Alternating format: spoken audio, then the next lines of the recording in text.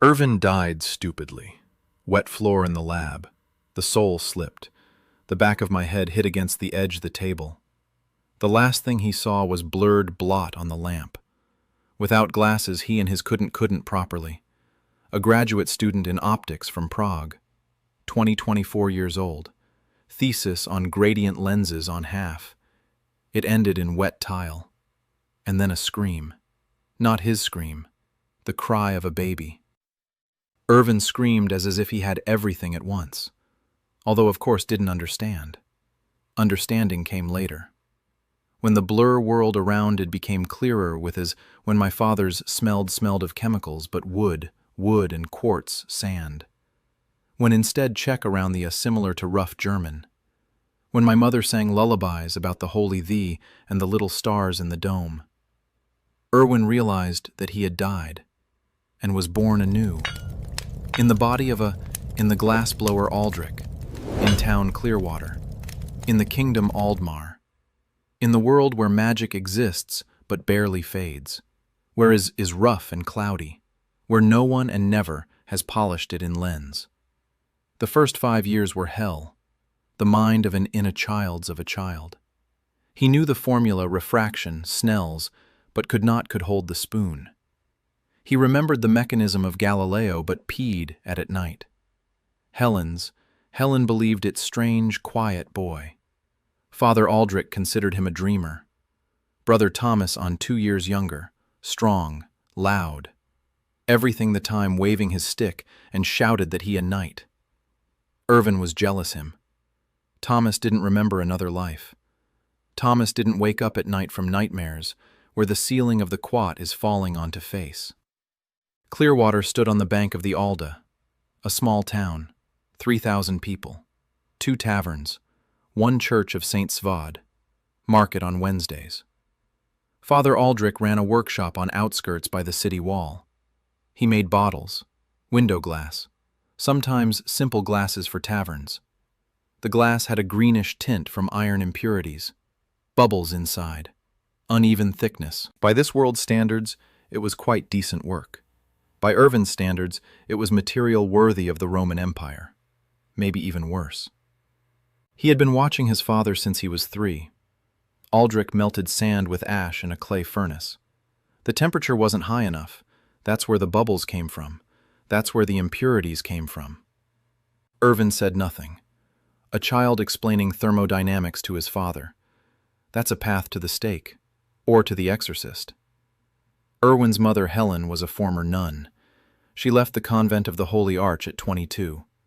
She met Aldrich at a fair. She fell in love. She took off her habit. But she didn't take off her faith. She knew the rituals. She knew the church hierarchy. She knew which bishops drank and which molested boys. She knew and kept silent. Helen taught Irvin to read by the age of 4. There were 3 books in the house. The Holy Scriptures of the Dome, a herbarium, a prayer book. Irvin read all 3 in a month. He learned the main thing. The Church of the Holy Vault teaches that the sky is a stone dome. The stars are holes through which divine light shines. The moon is a silver patch placed by God after the great crack. The sun is the eye of God. It watches the world by day. It closes at night. Everything beyond the dome is not for humans. To gaze too intently at the sky is pride. Irwin closed the book. He rubbed the bridge of his nose. Somewhere in this world, in a few years, he would build a telescope and show people the lunar craters. And the church would say he was a prophet, or that he was a heretic. The coin would land however it landed. He was 6 when he first truly entered his father's workshop. Aldrich gave him a rag and told him to wipe down the finished bottles. Irwin wiped and watched. The horn, the crucible, the blowing pipe, the iron tongs, the bottle molds, everything rough, everything handmade, all brilliant in its simplicity. Aldrich worked quickly. He gathered glass onto the pipe. He blew. He rotated. He shaped. His hands moved precisely and confidently. 20 years of experience. Irwin realized he was lucky. He wasn't born into a baker's or a blacksmith's family. He was born into a glassblower's family, the only person in town who worked with the material used to make lenses. The universe had dropped an optician right into a glass workshop. Irwin didn't believe in God, not in a past life, not in this one. But he appreciated the coincidence. From the age of 7, he began to help out for real. He washed sand, he sifted ash, he tended the fire. Aldrich praised him. He said his eldest son had the patience of a master. Meanwhile, Thomas ran off to the fields outside town. He fought with the other boys. He dreamed of swords and armor. By the age of 10, Irvin knew the workshop better than any apprentice. He also knew exactly what he was missing: clean sand, at the right temperature, and tools for polishing. The sand in Clearwater was river sand, mixed with clay, with small stones. The glass made from it turned out cloudy and green. Irwin began to walk upriver. He searched for sandbars. He washed the sand in a canvas bag, dried it in the sun, sifted it through a cloth. Aldrich looked at the bags of white sand and shook his head. He asked why. Irvin said he wanted to try making cleaner glass. His father shrugged. He gave his permission. The furnace was already burning all day anyway. One extra melt wouldn't make a difference. The first batch of clear glass turned out when Irvin was 11. Transparent, almost bubble-free. Aldrich held a sheet up to the light and whistled. He said he hadn't seen glass like that even at the fair in the capital. He said the Baron would pay in silver for windows made of such glass. Irvin nodded. But he wasn't interested in windows. He was interested in lenses. The experiments began. Irvin remembered the theory: a biconvex lens. The radius of curvature determines the focal length, the formula for a thin lens. It was all in his head, but his hands were those of an 11-year-old boy. And there were no tools for grinding. He started with wet sand and a leather pad. He took a round piece of glass, placed it on the pad, sprinkled fine sand. He rubbed. He checked the curvature by eye. He rubbed again. He checked. He rubbed again. The first 3 lenses cracked. The 4th turned out crooked. The 5th was cloudy. The 6th, the 7th, the 8th. Every evening, Irwin sat in his workshop and rubbed the glass. His fingers were covered in calluses. His back hurt. His nearsighted eyes ached from the strain. The world around him was blurry, always blurry. In his past life, he put on glasses at age 5. The world became clear, and he cried with joy. His mother thought he was in pain. It wasn't painful, it was beautiful. In this life, the world has been blurry for 15 years. Trees are green blobs. People's faces more than 10 steps away are featureless ovals. He can't see the stars at all. Everyone talks about the stars, about the firmament, about holes in the sky. Irwin nods. He can't see a single one. The 9th lens. He ran his finger over it. Smooth, even, symmetrical. He held it up to his eye. The world. The world became clear. Leaves on the tree outside the window. Individual leaves, with veins, with dewdrops. The wall of the house across the street. A crack in the stone. Thomas's face as he walked from the well. His face, his nose, his eyes, freckles on his cheeks. Irvin was 15. He stood in his father's workshop with a crooked biconvex lens over his right eye, and he cried. For the second time in 2 lifetimes, for the same reason. Irvin did sleep all night after the first lens. I sat by the window and looked at the world. The moon. It for the first time saw the moon. Not murky white spot, but circle with dark marks on surface. He knew that these craters. He last my life. But to know and see, these are things. By morning he had a decision. I need glasses. Real glasses. 2 lenses. Frame. Temples behind the ears. It will the next week's polishing the second lens for left eye. Then we'll make the frames. Then put them. And he will become the only person in the kingdom Aldmar who wears on face a on. Second lens cost 9 days. He knew the curve. He knew the technique. My hands already remembered the pressure and angle. 9 days instead of 4 years. The frame he made from wire, copper wire, 2 rings under the lens, bridge on nose, 2 curved ends behind the ears, rough, crooked. The wire pressed on bridge of the nose. But when Irwin put them and looked in mirror, a cloudy bronze mirror of the mother, he saw his face. Truly. Thin. Dark hair, gray eyes. Father's like his father's. Chin. He looked resembled to both of them. Aldrich entered the room and stopped. He asked what it on person. Irvin explained.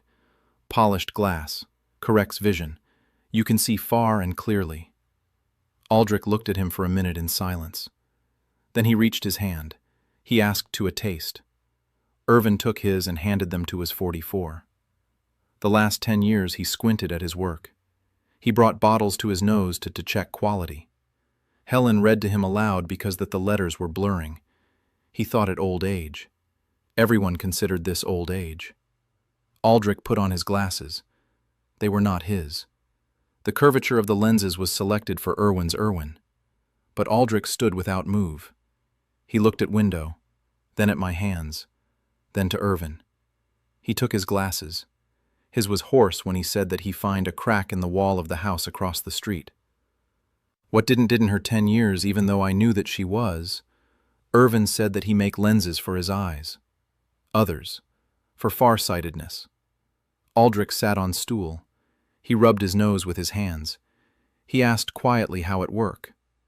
Irvin began to explain, then stopped. The formula for lens this world will understand, he said simply. The eye is like glass. Light passes through it and paints a picture inside. If the glass is crooked, the image is blurry. The lens in front of the eye corrects light. How you correct a crooked bottle, just for the eye. Aldrich nodded slowly, then asked if witchcraft it. Irvin replied that no. Glass, just glass, polished properly. Aldrich was silent, then said that he wanted a couple for himself. 4 days Irwin spent on selection. He planted his father in chair. He gave him a lens. He asked if clearly the on wall. He changed the lens. He asked again. He didn't have a Sivtsev chart. He didn't have an auto-refractometer, just trial and error. Lens after lens. On the 3rd day, he found the right curvature for the right eye. On the 4th, for the left. He made the frame more carefully, thinner wire. He padded the bridge with leather so it wouldn't press. He bent the temples more precisely. Aldrich put on the glasses that evening. Helen was standing at the stove. He looked at her, for a long time, silently. Then he said she had more gray hair now. Helen turned around. She saw her husband with a strange wire contraption on his nose. She asked what kind of madness this was. Aldrich smiled and said that for the first time in 10 years, he could see her face. Helen came closer. She looked at the glasses. She looked at Irvin. Her eyes were serious. She wasn't impressed. She was frightened. She said that people didn't need to know. She said the church would ask how the boy knew how to fix God's plan. If God made eyes weak, then that's how it should be. Anyone who fixes God's work puts themselves above God. Irvin listened to his mother and understood that she was right. Not that God made eyes weak, but that the church would think exactly that. The Church of the Holy Vault controlled knowledge. It controlled the explanations. Why does it rain? Because the vault is crying. Why are there plagues? Because people have sinned. Why do eyes grow weak? Because God closes a person's eyes before death so that they see only the inner light. A lens that restores sight is a direct challenge. Irwin promised his mother he would be careful, but he didn't promise to stop. He spent the next year perfecting his craft. During the day, he helped his father with regular orders: bottles, glasses, window panes. In the evenings, he ground lenses. He learned to make them faster. The first one took 4 years of trial and error. Now a single lens took 3 days, then 2. He found a better abrasive, Not river sand, but fine quartz powder from the river's north bank. He ground it in a mortar until it was dust. The grinding became finer, the lenses clearer. He made a set of lenses of varying curvatures. He kept them in a wooden box with velvet compartments. 12 lenses, 6 for nearsightedness, 6 for farsightedness, different strengths. Aldrich, meanwhile, realized the commercial potential. He wasn't stupid. He saw how clearly the world became through his son's lenses, and he knew that 1 in 3 aristocrats over 40 squinted when reading letters. But both kept silent. Helen told them to keep quiet. They kept quiet, until an opportunity arose. Baron Ratcliffe from neighboring Westhall had come to Clearwater on business. He was 52. He squinted so badly that his servant read all his documents aloud to him. At the market, he ran into Aldrich. He ordered a set of glasses for the castle. Aldrich took him to the workshop. The Baron squinted at the samples. He held the glasses right up to his eyes. Irwin stood in the corner, glasses on his nose. The Baron didn't notice at first. Then he turned and froze. He asked what that thing on the boy's face was. Aldrich opened his mouth, closed it, looked at Irwin. Irwin walked over to the Baron. He took off his glasses, held them out, said they were lenses for the eyes. You could see clearly through them. Baron Ratcliffe was a soldier, not a scientist, not a mage, not a priest. He took the glasses and put them on. They were for nearsightedness. The world looked worse, not better. The Baron frowned. Irwin took the glasses back. He opened a wooden box. He took out a lens for far-sightedness. He held it up to the Baron's eye. He told him to look at the inscription on the wall. The Baron looked. His face changed. Not a smile, not surprise, something deeper. He read the inscription aloud. Aldrich's workshop, glass and bottles. He read it himself, for the first time in 10 years. Then he turned to Irwin and asked how much. Irwin looked at his father. Aldrich named the price. 5 silver coins. That was the price of 10 bottles. A good price. The Baron took out his purse and placed a gold coin on the table. He said that silver wasn't enough for this, and he said to make him 2 pairs, 1 for reading, 1 for hunting, and not a word to anyone. Irwin made 2 sets in a week. He made the frames out of brass, neater than his own. He adjusted the lenses to the Baron's eyes during the second visit. The Baron put on the reading glasses. He unfolded the letter, read it himself, slowly, syllable by syllable. He'd lost the habit. Then he put the letter down and said the boy was either a genius or a sorcerer, and that he didn't care which. The Baron left.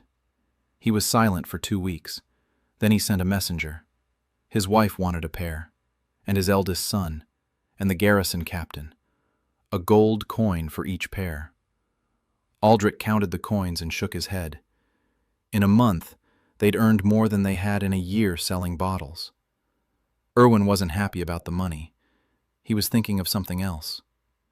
Every pair of glasses was one person who'd seen the world anew, who'd realized that glass could be used for more than just windows, who'd asked a question. Why hadn't anyone thought of it before?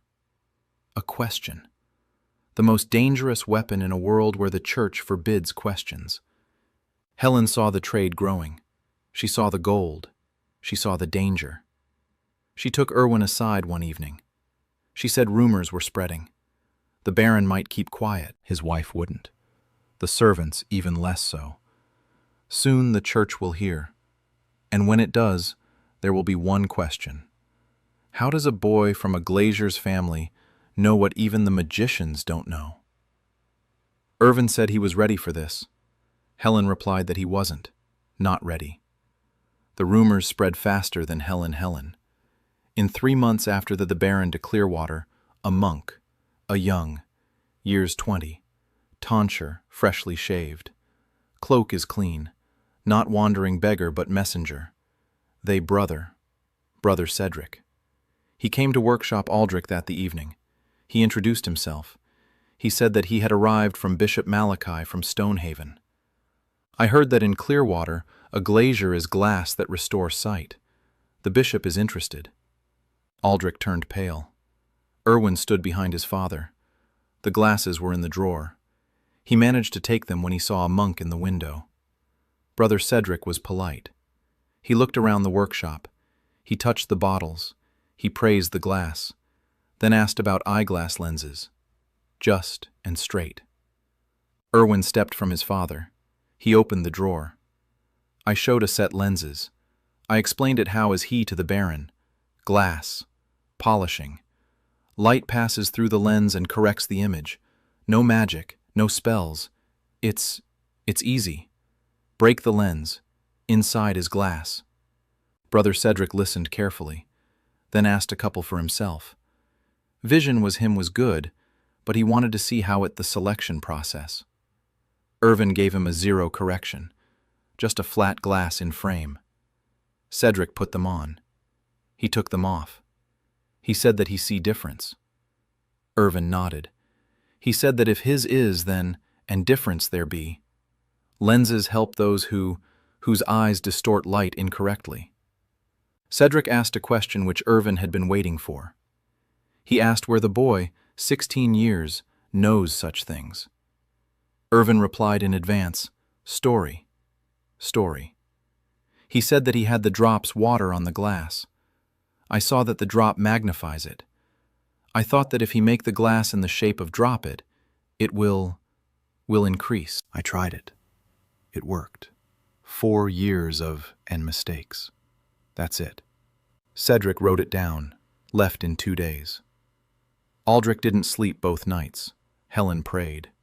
A month, a letter. No, from Cedric. From the Bishop Malachi, seal of the canon, blue wax, imprint of a star in circle. The letter invited Irwin and his father to Stonehaven. The bishop wanted to witness the miracle, the glazier from Clearwater. Not order, an invitation. But to refuse the bishop is anyway as to refuse God. Stonehaven was the capital of the diocese. 3 days of travel in by cart. Aldrich and Irwin set off at Helen stood by the door. She hugged both of them. She whispered to an ear so not say any more than necessary. Thomas wanted go with them. He was 14, strong, stubborn.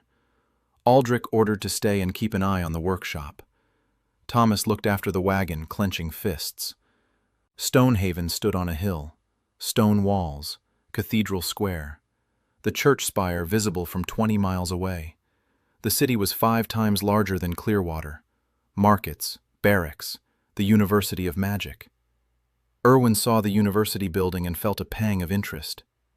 The Mages Guild. He knew little about them.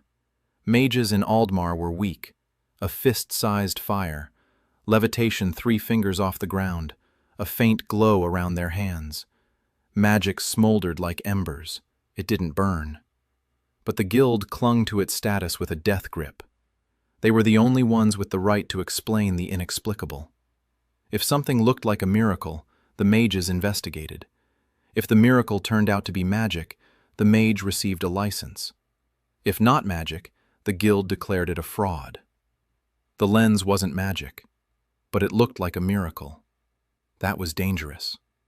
Bishop Malachi received them in the cathedral hall, a huge room, stone vaults, stained glass windows.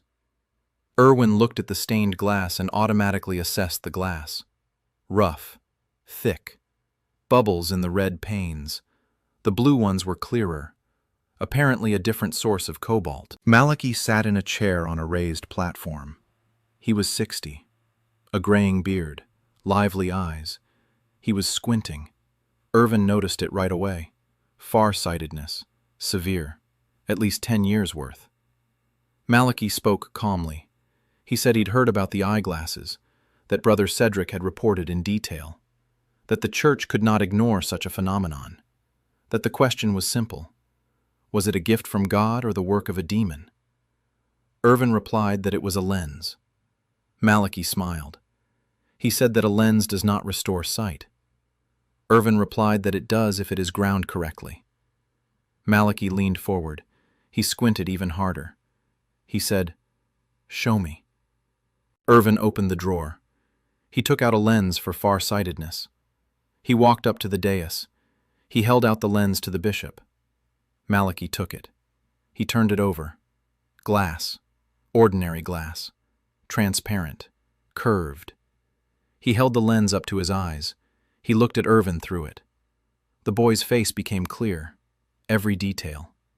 Then Malachi shifted his gaze to the window. The trees in the square, the leaves, the pigeons on the ledge, the feathers. He could see the feathers of individual pigeons. The bishop was silent for a minute. Then he lowered the lens. He looked at Irvin with his unblurred eyes without the lens, and he said quietly, "Boy, do you understand what you've done?" Irvin replied that he did. Malachi asked to be left alone. Aldrich left the room, glancing back. The doors closed. Malachi stood up. He approached Irvin, closely. He said that the Mages Guild already knew, that they had sent a request. They wanted to test the lens for magical traces. If they found any, they would declare Irvin an unlicensed mage. A fine, confiscation, possibly prison. Irvin said let them check. There's no magic. Malachi nodded. He said he believed him, but he said it didn't matter. If the guild decided the boy threatened their monopoly on miracles, they'd find a magical trace, or plant one. They knew how to do that. Irvin asked what the bishop wanted. Malachi answered directly. He wants to declare the lens a blessing of the vault, a gift from God. Then the guild won't touch it. The church ranks higher than the guild in the hierarchy. If the lens is a gift from God, then mages have no right to inspect it. It's not their jurisdiction. In exchange, Irwin works at the cathedral. He makes lenses. The church distributes them as a blessing, under the church's control. Irwin stood and thought. A cage. A golden cage. The church would protect him from the guild, but the church would control every lens, every invention, every step. The alternative. Give up. Return to Clearwater. Wait for the guild to send its inspectors. They'll find a demon in the lens. They know how to find what isn't there. The stake or the cage. Irwin chose the cage. He said he agreed. Malachi put his hand on his shoulder, said the boy was wise beyond his years. Irwin thought the bishop didn't know half of it. A week later, Malachi conducted the ceremony. The cathedral was full, hundreds of people, priests, townspeople, several mages in the back rows with stony faces.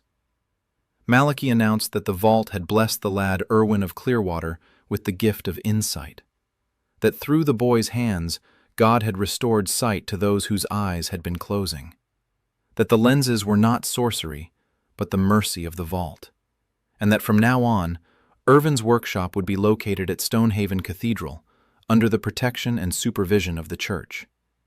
The crowd listened. Irvin stood on a platform next to Malachi, glasses on his nose, the only glasses in the world. People looked at him, at the strange contraption made of wire and glass. Children in their parents' arms pointed. The mages in the back rows did not applaud. One of them, tall, thin, in a guild robe. He stared at Irvin without looking away. His name was Farron. He was the head of the guild's branch in Stonehaven. Irvin remembered his face. It was the face of a man who had already decided that the boy on the dais was his enemy. Aldrich stood in the front row, proud, confused. He had come to show off his son's lenses. He hadn't planned for his son to stay at the cathedral. Irvin approached him after the ceremony, told him to return to Clearwater, to keep an eye on the workshop, to polish the glass. Lots of glass. It would be needed. Aldrich hugged him, tightly, said his mother would be angry. Irwin said his mother would understand. Aldrich left in the morning. Irwin stayed in Stonehaven, alone, with a box of lenses, in a room by the cathedral, under the church's protection, under the church's control. He was 16 years old. The workshop at the cathedral was small. The stone room with one window, a table, horn, a supply of glass. Malachi assigned an assistant, the novice boy named Gregor, a quiet guy in his years old, strong hands, empty eyes. He did what they didn't ask why. The perfect assistant for a person with secrets. Irwin began with points. Malachi wanted results quickly. The church announced the lenses a blessing. Now it is to confirm, to prove that the blessing works, that people are seeing the light, that God really given the gift through the hands the boy. The first patient was Malachi. Irwin selected lenses for days. The bishop came every morning. He sat down in the armchair. He waited patiently, waited until the boy brought the glasses, one after the other. Far-sightedness, severe, +3 diopters in the right, +3.5 to the left. Irwin could say the diopters out loud. He word here did. He said degree of curvature, the lens of the lens. Malachi put on ready-made glasses, the frames made brass with silver plates. Irwin tried. These were glasses for the most person in his life in coming years. The bishop looked at the table in him, on letter which lay open. I read aloud. The first time in years without the secretary. His hands were trembling, not from weakness. He took his glasses. He looked at them, then at Irwin. He said that he understands why Svod chose the glazier. Irwin remained silent. For first month he made 12 pairs points. Malachi sent out invitations. The aristocrats, wealthy merchants, abbots of monasteries. They came to Stonehaven. Irwin was looking for lenses. I had glasses. Each pair cost 50 gold coins. The money went into the treasury of the cathedral. Irwin did received anything. Food, room, materials for work. More him was expected. He was blessed. Not a craftsman. A blessing cannot be bought. A blessing is bestowed, and 50 gold pieces is a donation to the temple. Irwin did not argue. He wasn't interested in money. He was interested in something else. Every aristocrat wearing glasses is an ally. Every merchant who sees numbers in his ledgers is a debtor. Not to Irwin, but to the lens, and through the lens, to the one who made it. Duke Reinhold arrived in the second month. A huge man, a scar across his left eye. His left eye is dead. His right eye sees, but poorly. A cataract is beginning. Irwin understood this immediately. A cloudy spot on the pupil. You can't cure a cataract with a lens, but you can slow the loss of vision. The sharpest possible lens for the remaining eye. Duke Reinhold commanded the army of the Northern March. 4,000 soldiers, 2 castles, control of the pass. He was important, very important. He didn't come at Malachia's invitation. He came because of Baron Ratcliffe, that very first client. He'd been showing off his glasses at the Duke's banquet. Reinhold sent his man to check it out. The man confirmed it. The Duke came in person. Irwin spent the whole day with him. He selected a lens, one, for his single living eye. The Duke was patient. He said nothing. He sat as still as a stone wall. When he found the right lens, Irwin set it into the frame. A simple one, no embellishments. A single circle, a single eye, fastened with a strap around the head, a monocle on a strap. Reinhold put it on. He looked out the window, the square in front of the cathedral, people, merchants, guards, pigeons. He stood in silence. Then he turned to Irwin. His one eye was wet. He said the last time he saw so clearly was when he was 30, 20 years ago. He said the boy had given him back his sight. Irwin replied that his eye was still there. He had simply helped it work better. Reinhold took the ring off his finger. Heavy, gold, with a coat of arms. He held it out to Irwin. He said the ring was a sign of protection.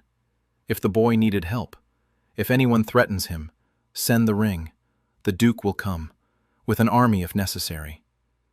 Malachi watched from behind a column. Irwin saw his shadow. The bishop didn't interfere, but he took note. The Duke and his army are now on the boy's side. That's both good and bad. Good because it's protection. Bad because the church doesn't like competition for control over its assets. Irvin hid the ring. He didn't wear it. Not yet. Between his work on the glasses, Irvin worked on what he really wanted. A telescope. 2 lenses in a tube, an objective and an eyepiece. The magnification depends on the ratio of the focal lengths. He knew the formulas. He made the lenses. The tube was the challenge. Gregor helped. He found a leather worker who made a tube out of thick leather on a wooden frame. Irwin inserted the lenses, the objective lens at the wide end, the eyepiece at the narrow end. He aimed it at the cathedral spire. The cross at the top leapt toward him. He saw a crack in the stone. He saw rust on the iron spike. He saw a pigeon sitting on the crossbar. It works. About 8 times magnification. Not enough. He needs 20, but it's a start. He spent 2 months improving it. A larger lens, clearer glass, a finer polish, a longer tube. The magnification increased to 12, then to 15. The quality of the glass was the limit. Bubbles, imperfections. Every large lens had a defect. He wrote to Aldrich in Clearwater. He asked for clear glass, large plates. Aldrich sent what he could. Transportation. 3 days by wagon on bumpy roads. Half the glass arrived cracked. Irwin gritted his teeth and worked with what he had. One night. A clear night. No clouds. A first-quarter moon. Irwin climbed onto the cathedral roof. Gregor stood below, holding a rope, just in case the master slipped. Irwin sat on the stone parapet. He took out his telescope, aimed it at the moon. 15 times magnification. The moon filled his entire field of view. Craters, mountains, shadows from the mountains, dark seas, bright rays radiating from large craters. He had seen this 1,000 times in his past life, in photographs, in textbooks, through the observatory's telescope. But here, in a world where the moon is God's silver patch, it was different. He was looking at proof. The moon is a world, not a patch, not a symbol, a world with mountains and plains. Irvin sat on the roof until dawn. In the morning, he went to Malachi. He said he wanted to show the bishop something. In the evening, on the roof. Malachi came, with 2 priests. Irvin handed him the telescope, showed him how to hold it, pointed it at the moon. Malachi looked, for a long time. The priests waited. Then Malachi took the eyepiece away from his eye. He looked at Irvin. His face was pale. He said quietly that he had seen mountains, on the moon. Irvin nodded. Malachi sat down on the parapet, heavily, as if his legs had given out. He said that the patch of the firmament had mountains, like the earth. One of the priests took the telescope. He looked. He gasped. He pulled the eyepiece away from his eye. He crossed himself with the sign of the vault. Malachi was silent for 3 days. On the 4th day, he summoned Irvin. He said that the telescope was a great discovery and a great danger. If people find out that the moon is not a patch, faith would falter. The vault would crack, not in the sky, in their minds. Irvin said that people would find out sooner or later. Malachi replied that he preferred later. He said the telescope would remain a secret, between them. Irvin disagreed but said nothing. It was too early to argue, far too early. The secret held out 4 months, not because that someone let it slip, but because Irvin wanted. He did disobey the order Malachi directly. He simply left the telescope on table in the workshop when I knew that Gregor saw the phone. He asked what it. Irvin explained. Gregor asked to take a look. Irvin allowed. That night, Gregor got up onto the roof alone. He aimed the telescope at the moon. In the morning, his eyes were red from lack and wide from that because he saw. He told to novices. They told at 3. Half of the novices of the earth knew that the boy with the glass on his hope built a tube through which you can see the mountains of the moon. Malachi recognized. He called Irvin. It was cold. I said that ordered to keep quiet. Irvin replied that had told to anyone. What Gregor found himself. Malachi looked at him for a long time. He understood. Irwin saw it in his eyes. The bishop understood that the boy had it on purpose, but prove could. Malachi sighed. He said that once the secret had been revealed, we need give it the shape. Not the mountains on the moon, but signs of the earth on patch. God left a message on the moon. The telescope made it possible to read it. Irwin didn't argue. Let call whatever they want. The main thing is people look up. The main thing that questions are starting piling up. Malachi announced Telescope's second gift of the code. The ceremony was more than the first one. The square in front of the cathedral. Thousands people. Malachi stood on the steps, next to Irvin with a telescope in his hope. The bishop delivered a speech. He said that God, through the boy Irvin, gave to the people a new eye. An eye that sees far, which reads the signs of God in the canopy. What his blessing and confirmation of faith. The crowd listened. Irvin stood with a stony face. He was 17. He stood in front of 1,000 people and held in his a leather tube with 2 lenses inside. And this tube changed the world. In the evening that same day, Malachi put on a 2 for the chosen ones. 20 people. Aristocrats. Clergy. 2 magicians from the guild whose cannot be not invite. We went to roof of the cathedral. Irvin pointed his at the moon. Everyone looked in turn. The reaction was varied. The aristocrats were delighted. One count stepped back a step and crossed himself. One of the baronesses laughed in amusement. The clergy mumbled prayers. The magicians remained silent. Farron, tall, thin mage who was watching at Irvin with hatred at the first ceremony. He was here, he the telescope. I looked for a long time, longer anyone else, then hung up the receiver. He turned to Irvin. His face did reveal anything. He said that an interesting design. He asked if he take a look the lenses. Irwin gave him remove the eyepiece lens. Ferenc ran his finger across the glass. He closed his eyes. Irvin saw as his fingers glow. Check for magic trace. Farron opened his eyes. Nothing. The lens is clear. Glass.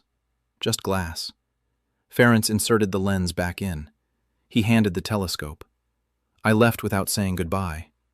Irvin knew that this wasn't the end. Farron didn't found magic, but Farron didn't calm down. The gain of mages was its power on a monopoly of wonders. The telescope was a miracle without magic. This undermined the foundation of the guild.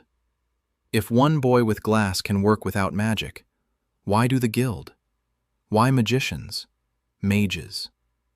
In 2 weeks after the day, in Irwin's Irwin, someone at night. Gregor was in a small room next door. He didn't hear. Irvin woke up to sound. A quiet squeak. Footsteps. He was in the darkness without moving. The door to the workshop was ajar. The door from the lantern. A shadow. Someone was standing by his desk. Irwin heard a clatter, the sound of glass. His lens case. The shadow opened the case, took out a lens. Irwin heard a soft crack, the sound of breaking glass. They'd broken the lens. Then whispers. 2 voices. One said there was nothing inside. No runes, no trace, just glass. The second replied that they needed to take the shards. Farron would study them. Footsteps. The door closed. Silence. Irvin lay in the dark. His hands clutched the blanket. They had broken his lens. They had come in at night, broken it and taken the shards, to find the spell inside. In the morning he checked the box. 1 lens. An objective lens. A large one. The one that had taken a week to polish. Shattered. The shards were gone. He went to Malakia, told him.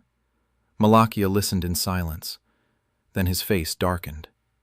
He summoned the cathedral guards, 4 men. He ordered them to guard the workshop around the clock. He sent a letter to the head of the Mages Guild in the capital, a harsh one. Irvin didn't know the exact contents, but he heard that Malachi dictated it in a voice that made the secretary shrink back. The guild replied 10 days later, politely, officially. They regretted the misunderstanding. None of their members were involved, perhaps thieves. Farron was not punished, but he did not repeat the attempt, yet. Irvin replaced the lens in 5 days. The telescope was working again, and he moved on. It was time for the next step. The glasses had brought him protection. The telescope brought him fame. Now he needed money. Not for himself, for the cause. Clear glass was expensive. Abrasives, tools, metal for frames. Malachi provided materials, but sparingly. The church is not poor, but it is not generous with those it considers its property. Irwin turned to Duke Reinhold. He wrote a letter, polite, respectful. He described the idea, spotting scopes for the Navy, for the Army. A ship's captain with a scope can see an enemy sail 20 miles away. A commander on the battlefield can see the enemy's position. A scout can see a fortress from a safe distance. An advantage. A huge advantage.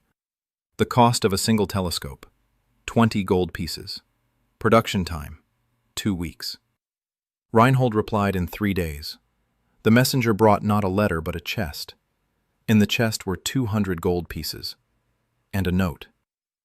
10 telescopes for my captains. Get started. Irwin got started. But 10 telescopes with just 1 man and 1 assistant meant 4 months of work. Unacceptable. He needed apprentices, people who could be taught how to grind lenses. He asked Malachi for permission to recruit apprentices. Malachi allowed 3. Irwin chose from among the novices, but one choice he made was not from among the novices. At the Stonehaven market he noticed a girl, blind, young, 19 years old. She was sitting by the wall selling baskets, weaving them by touch, quickly, evenly. Every twig fell into place perfectly. Her name was Lyra, blind from birth. Her eyes were milky white. She turned her head at every sound. She could hear footsteps from 20 paces away. She could tell people apart by the sound of their breathing. Irvin approached. He bought a basket. He asked how she could weave so evenly without seeing. Lyra replied that she saw with her hands, and with her ears. That the sound of a twig when it fits correctly is different from the sound when it fits crookedly. Irwin stood there with the basket in his hands. Sound. Polishing a lens is a sound. Glass on wet abrasive produces a tone. When the surface is smooth, the tone is uniform. When there's a dip or a bump, the tone changes. He could hear that, but not as well as someone who'd lived by sound for 30 years might. He offered Lyra a job.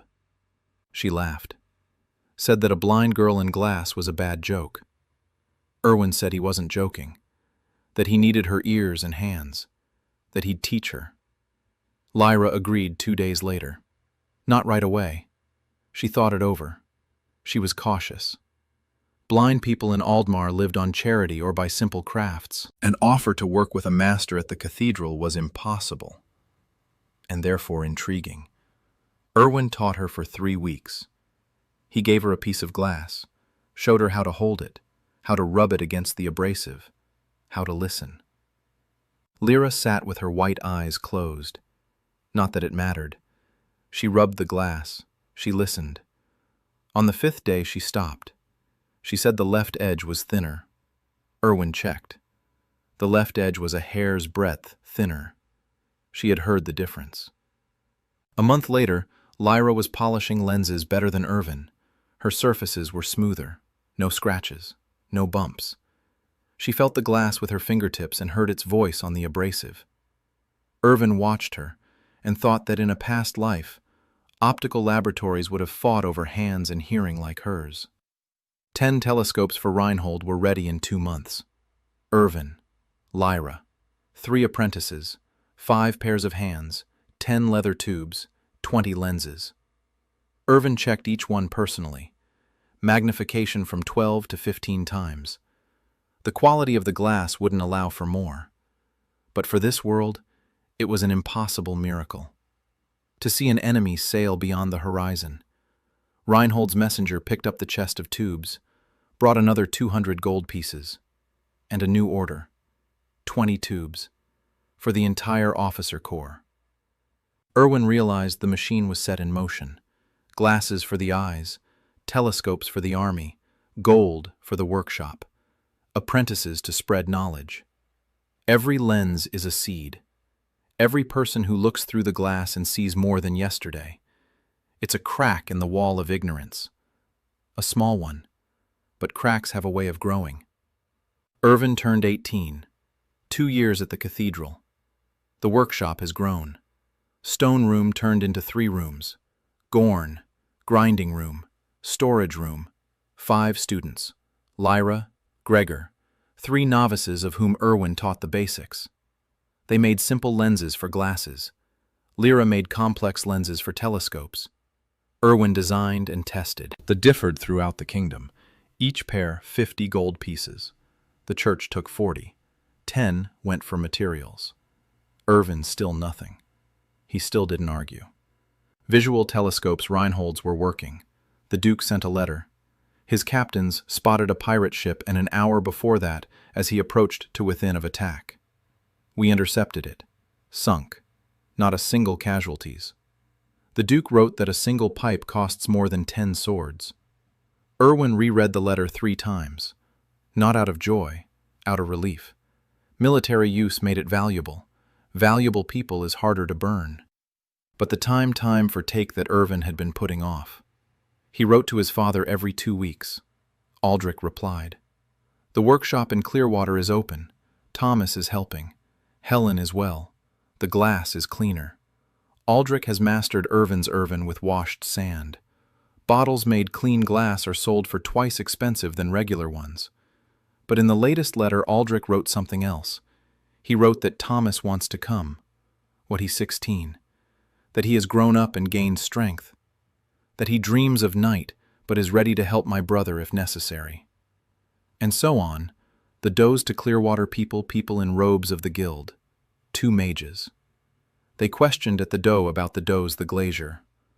Irwin put aside the letter. The doe had forget. Doe could touch it in Stonehaven, Cathedral, Malachi, security.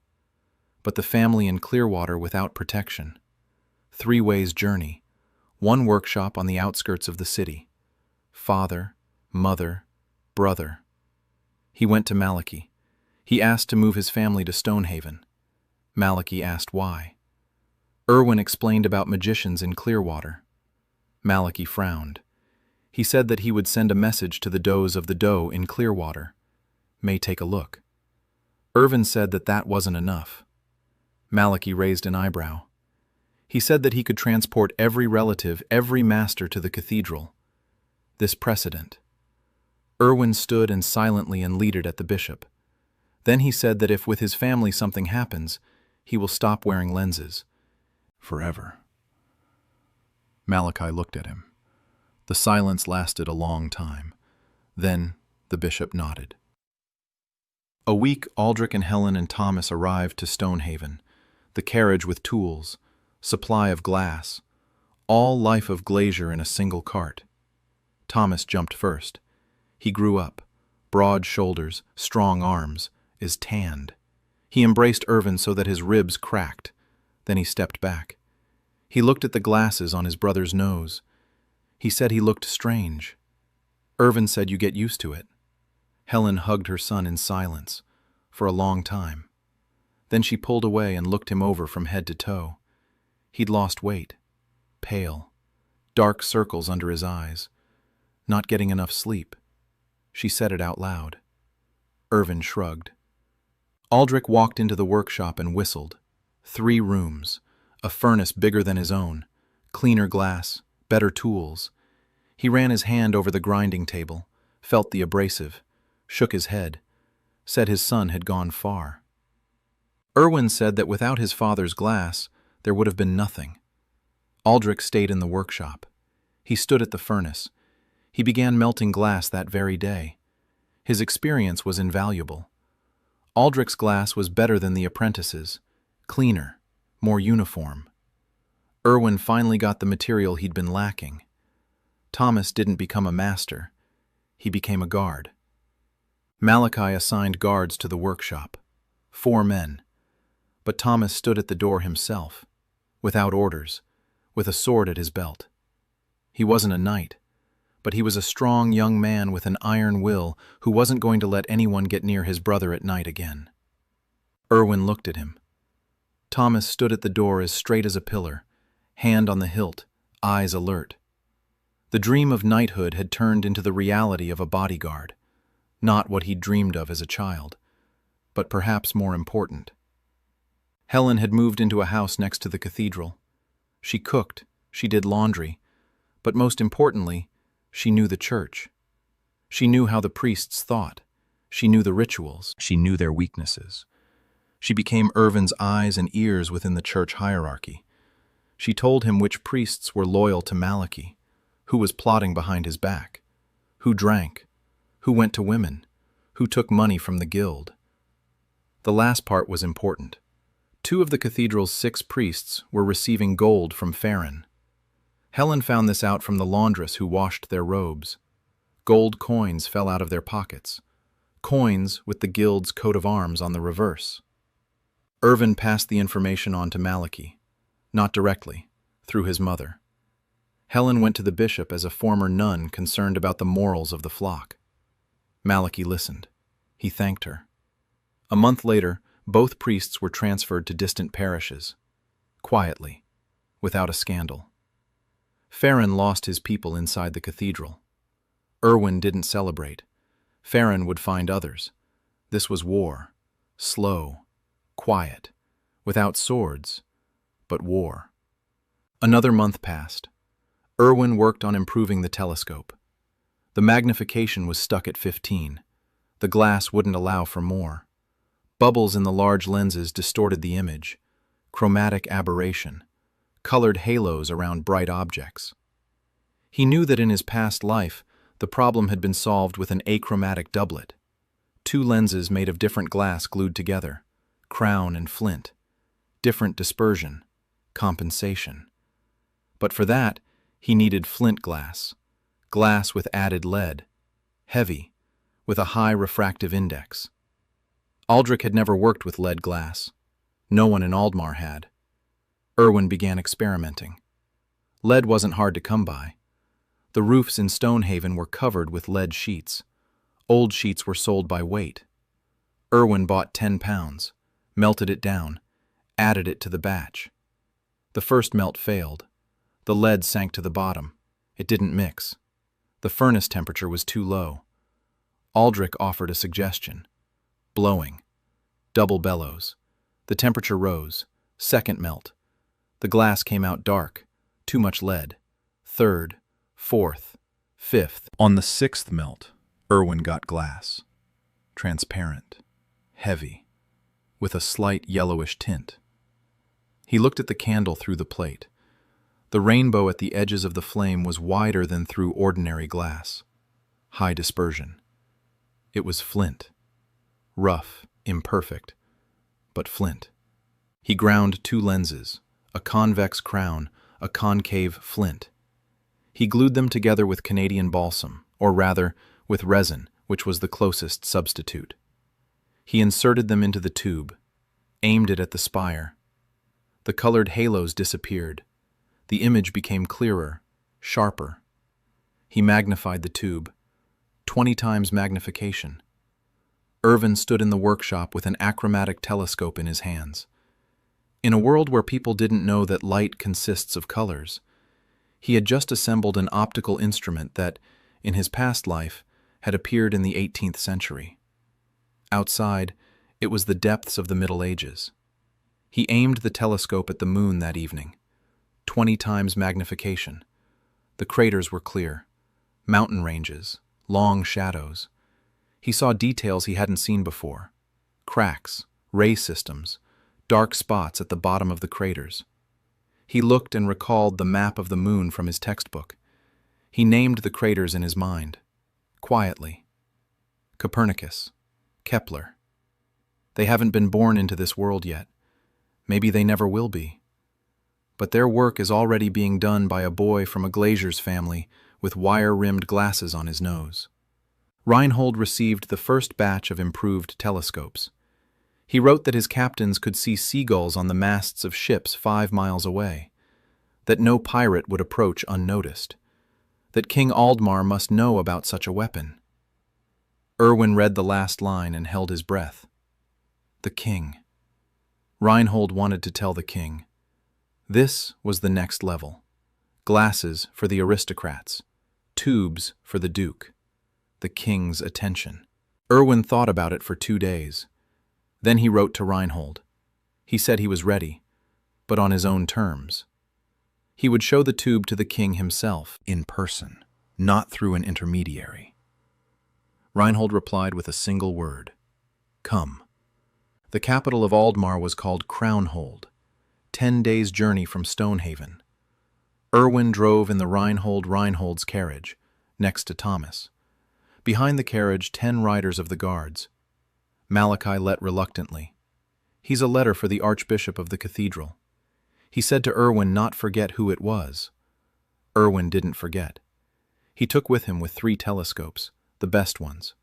Achromatic, 20 power. Frames made bronze with silver inlay. The lyre made lenses. Aldrich cast bronze tubes. Erwin assembled and checked. 3 works of a mind for the 3 most important eyes in the kingdom. Corenhold struck at his feelings. The city at 50,000 souls, walls in 3 rows, castle on the cliff, a market measuring as the Clearwater, noise, smell, dirt, the grandeur and poverty in every alley. Reinhold met them at city gates, on horseback, in full armor, monocle on belt. He wore it without take it off. Erwin noticed and smiled at himself. The best advertisement. The Duke through a lens in his life. Everyone can see everyone ask. Reinhold drove Erwin through the city. People watched at carriage with the dukes of the Duke. Thomas sat next with his leaders and twisted his head. He never had been in big city. His hand rested on sword, but his eyes were the eyes of a notions at fair. In the palace invited to the 3rd day, an audience, not private, general reception, throne hall, 200 people, courtiers, aristocrats, ambassadors, mages, many mages. The manuvia in the capital was imperative 10 times stronger than in Stonehaven. Erwin stood in the hall and was counting robes. 12 mages. Everyone looked at him. Someone with curiosity, some with hostility, some with calculating in his eyes.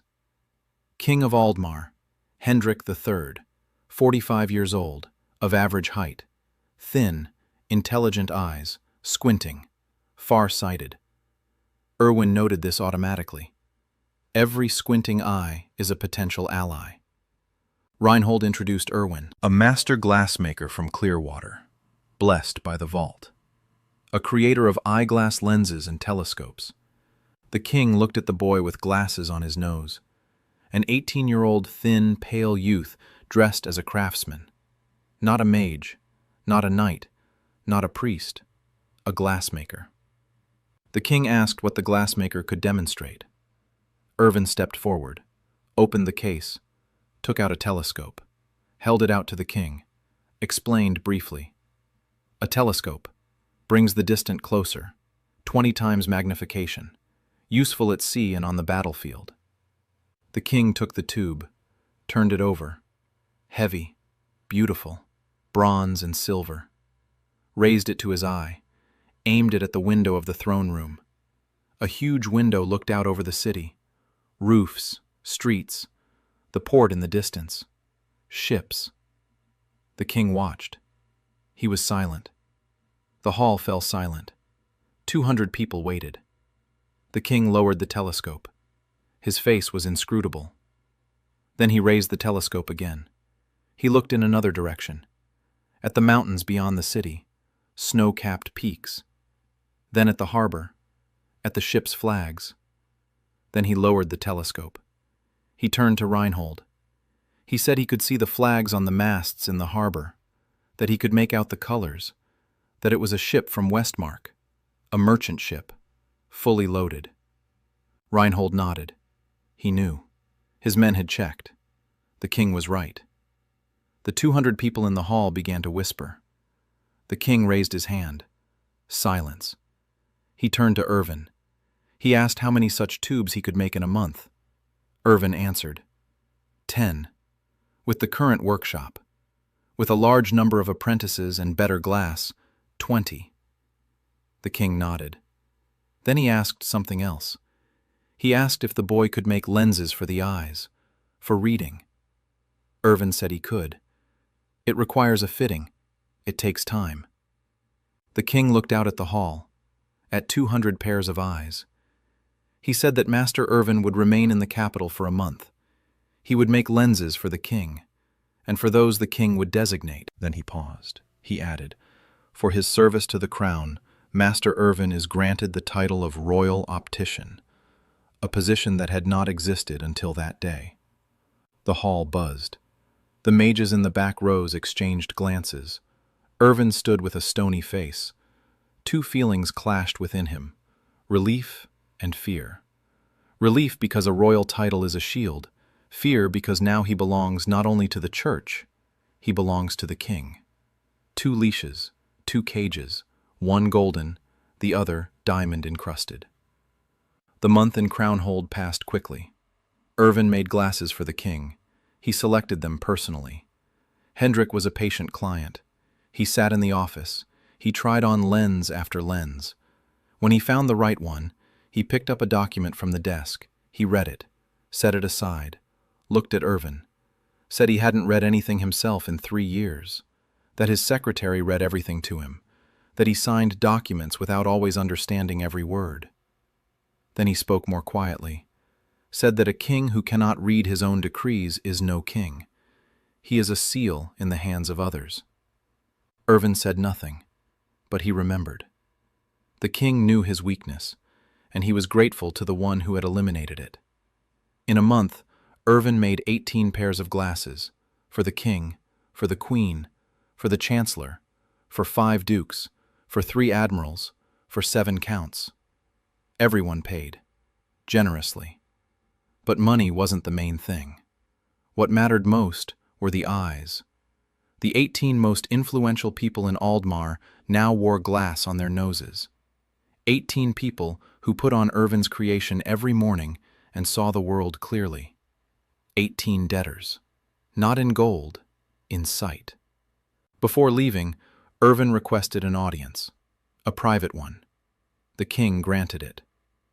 Irvin came with a single telescope, the best one. He said it was a gift, not payment. A gift from a master to the king. Then he said something else. He said he wanted to open workshops in 5 cities, to teach people how to make glass and lenses, not just eyeglasses, glass for windows, for tableware, for mirrors, for instruments. That the kingdom that sees further wins. Hendrik listened. Then he asked directly. He asked what the boy really wanted.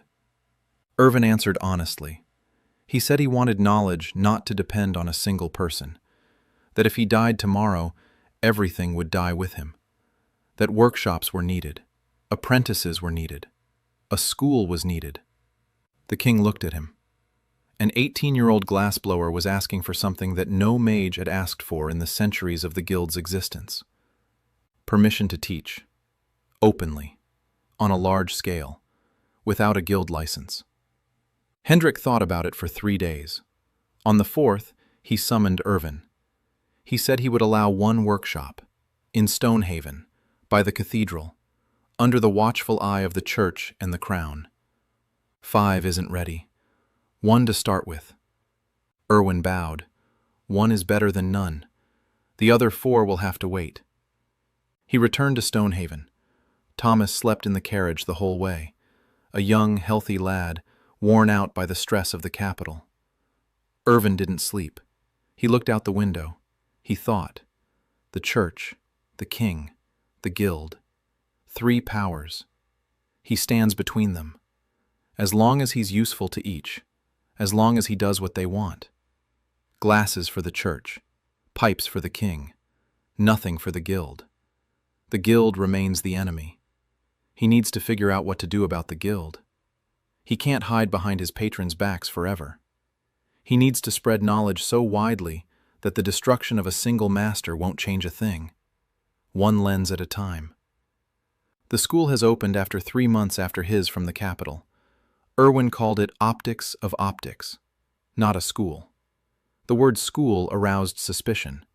The guild controlled education. Universities of magic were subordinate the guild. Any training beyond the guild required a license. The workshop did anything. The craftsman teaches apprentices. The usual business. 20 students. Irwin personally. Not by wealth, by hands and by head. He gave each a piece of glass. I watched how he holds it, how he moves with his fingers. He asked questions. Why is the sky blue? Why is it colorful? Why stick in the water looks broken? Correct answers he didn't interest him. Correct answers in this world did existed. He was interested something else. He is trying the two to think. Or is what he from the priest? 20 out of 100. 10 young men, 10 young women. Malachi objected against the girls. Irvin said that Lyra is the master in his workshop. What half does determines the quality of the polish. Malachi said that the church is does believes. Irwin replied that the church does polishes lenses. Malachi remained silent. The girls stayed. The training was simple. No lectures, no books, hands, glass, abrasive. Every student began with flat disc. He the glass to perfect surface, then the convex lens, then a concave one, then selection focal distance, then assembly. Irwin explained the physics using examples, not formulas. Here formulas would understand. He said that the church is water. A lens is a channel. Convex channel collects water into one point. Concave scatters. Glass is his channel for light into the eye. A telescope is 2 channels. One gathers light, the other directs it into the eye. The students listened. They nodded. Some understood.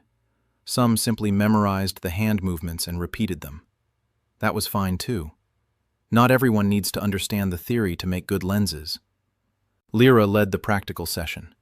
She couldn't see the students, but she could hear each one. The sound of the grinding told her everything. Too rough, too soft, uneven, crooked. She walked between the tables and made corrections. She placed her hand over the student's hand. She demonstrated the correct movement, pressure, angle, speed. The students respected her. Some were afraid. A blind girl who heard a mistake before you even noticed it yourself. The first finished lenses appeared 2 months later. Rough, imperfect, but functional. Irwin checked each one. He rejected 7 out of 10. The students were frustrated. Irwin said that 3 out of 10 was good, that he himself, in his first year, made 1 out of 20. Aldrich worked at the furnace. He melted glass, lots of glass. 20 students required 10 times more material than before. Aldrich took on 2 assistants. He taught them. Glassmaking isn't optics. The secrets here are simpler. Temperature, the composition of the batch, holding time. Aldrich shared his knowledge freely. Irvin appreciated that. His father didn't hold on to secrets. He understood that the more people who knew how to make good glass, the better for everyone. 6 months later, the workshop was producing 30 pairs of glasses a month, 10 telescopes. The glasses went through the church, the telescopes through the duke. Money flowed. The church grew rich. The duke armed himself. The king was pleased. The guild was furious. Farron sent an official protest. Irvin didn't see it. Malachi intercepted it. But he heard the contents from Helen. Farron demanded an inspection of the workshop. He claimed that mass-producing miracles without a magic license violated the guild's charter. Maliki replied that lenses were not a miracle, but a craft, that the church had blessed the master and his apprentices, that the guild could appeal to the king if it disagreed. Farron appealed to the king. The king replied that Master Irwin was working under a royal patent, that telescopes strengthened the fleet, that the guild could appeal to the codex if it disagreed. Farron received 2 refusals, from the church, from the crown. 2 pillars of power had turned their backs on the guild for the sake of a boy with a piece of glass. Irwin knew that Farron would not stop. The open path was closed. Only the secret one remained. Poison, mercenaries, sabotage, fire. He stepped up security. Thomas recruited 4 former soldiers. Round-the-clock guard duty. The workshop and the house. Irvin never went out alone. Never. Lyra was always accompanied by one of the soldiers. She was too valuable. And too vulnerable. A blind girl on the streets of a medieval city. An easy target. Irwin hated this caution, hated living like a prisoner. But he remembered Farron's face at the ceremony. Cold. Calculating. Farron is no fanatic. Worse. He's a pragmatist. He won't burn Irvin out of hatred. He'll eliminate him out of calculation. Because Irvin is destroying the monopoly on miracles, on explaining the world, on controlling the inexplicable. Every lens Irvin's apprentice makes is another nail in the guild's coffin. Farron understands this, and he will act. Irvin worked. He taught during the day. He polished in the evening. He thought at night about the next step. A microscope. 2 lenses in a tube, like a telescope but shorter, and with a different arrangement. He had seen bacteria in a past life, under an electron microscope, under an optical one. Protozoa, ciliates, bacteria, blood cells. He knew that a world lives in a drop of water, that the plague is not God's punishment but tiny creatures that kill from within, that washing hands saves more lives than prayers. But a microscope is not a telescope. A telescope shows what is far away. Mountains on the moon, flags on ships, beautiful, safe. The church might call them signs of God. A microscope shows the invisible. Creatures in the water, creatures the church doesn't know, creatures that kill people, and that can be killed by cleanliness, not by prayer, by cleanliness. This is a blow to the heart of church medicine. Irwin knew what he was doing. He knew that the microscope was a boundary. On one side, a glassmaker who helps us see. On the other side, a man who turns the world upside down. He began assembling the microscope in secret, not in the workshop, in his room, at night. Small lenses, very small, high curvature, short focal length, a copper tube. Short, a small mirror for illumination from below, a glass slide for the specimen. He finished it in 3 weeks, at night, alone. Not even Lyra knew. The first specimen, a drop of water from the well, on the glass slide, under the lens. Irvin focused it. Candlelight reflected by the small mirror from below, a circle of light in the eyepiece. He saw them, tiny, transparent, moving, ciliates, slow, pear-shaped, with cilia along the edges. They were swimming in the drop of water, living creatures in Stonehaven's drinking water. Irwin watched. His hands didn't tremble. He knew he would see this. He had seen it 1,000 times. But still, the moment when the invisible becomes visible, when the world reveals yet another layer, that moment never grows old. Not in the first life, not in the second. He put the microscope back in the drawer, locked it. Not yet. Not yet. The world isn't ready for what lives in its water. The plague came in the fall. Not to Stonehaven, in Port Grey Harbor, 200 miles to south. Merchant ship from the sea brought nothing, just spices. The first cases appeared among the dock workers at the port. Fever, black spots on the skin, death on the 3rd day. After a week, they were people 500. The city closed the gates. Too late. The merchants have halved through the roads. Rumors reached to Stonehaven 10 days. The plague. The word which made people to block doors and pray. The church announced purification services. Malachi performed rituals day and night. They burned incense. They burned herbs. They prayed. The preferred of mages announced that plague is a curse, a magical blow from across the sea, a battle spell. They promised to find a counterspell. The price, 1,000 gold pieces per city. Irwin sat in his workshop and listened to the bells. They tolled for the dead, every hour. He knew what would happen next. The plague would reach Stonehaven. Rats, fleas, contaminated water, dirty hands. Everything a disease needs to travel. He opened the box, took out the microscope, placed it on the table, looked at it. A small copper tube, 2 lenses, a mirror, the key to saving thousands of lives, and the key to his own downfall.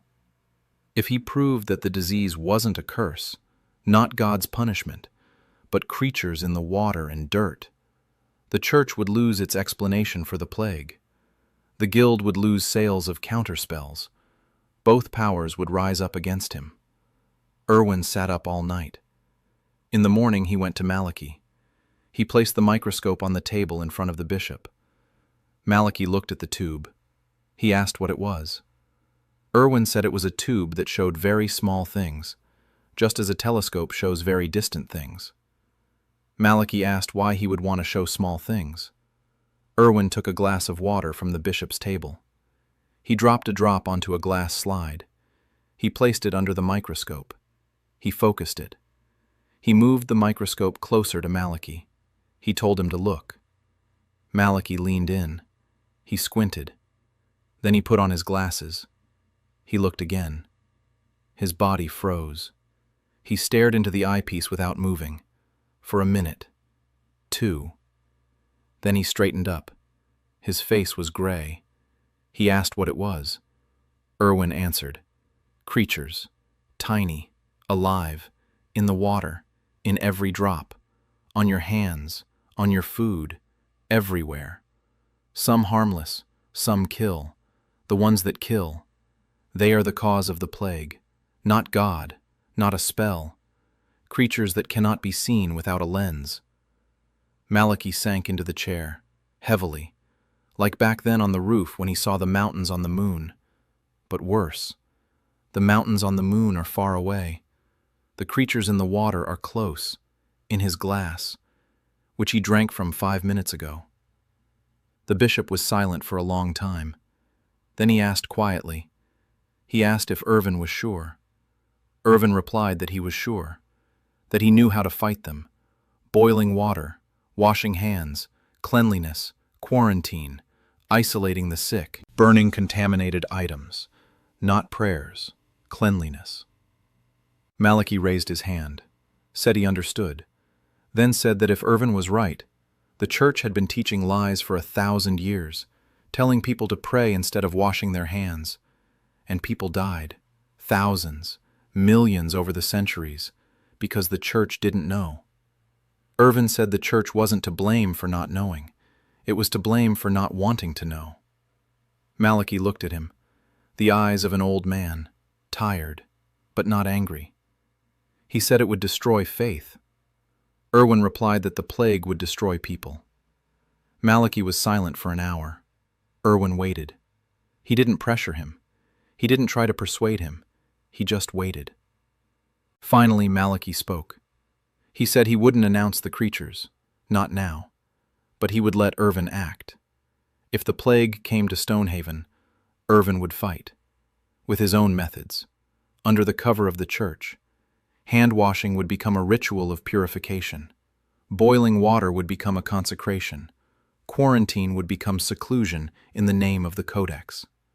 The form would be ecclesiastical, the essence scientific. Irwin agreed. Not perfect, but it works. People will wash their hands. It doesn't matter if they believe in germs or in God. The main thing is that they wash. The plague reached Stonehaven a month later. The first case. A merchant from the south. Fever. Spots. He died on the second day. Panic. People fled the city. Malachi closed the gates. He declared a lockdown in the name of the Codex. No one enters. No one leaves. Irwin rolled out his plan. He divided the city into districts. Each district received a barrel of boiled water. Drink only from the barrel. Wash your hands before eating. Every time. Priests went from house to house performing a purification ritual, washing hands with a prayer. People listened to the priests. They wouldn't have listened to a glazier. The infected were isolated. The sick person's house was sealed off. The family was relocated. Their belongings were burned. Irvin personally inspected the houses. Thomas walked beside him, hand on his sword.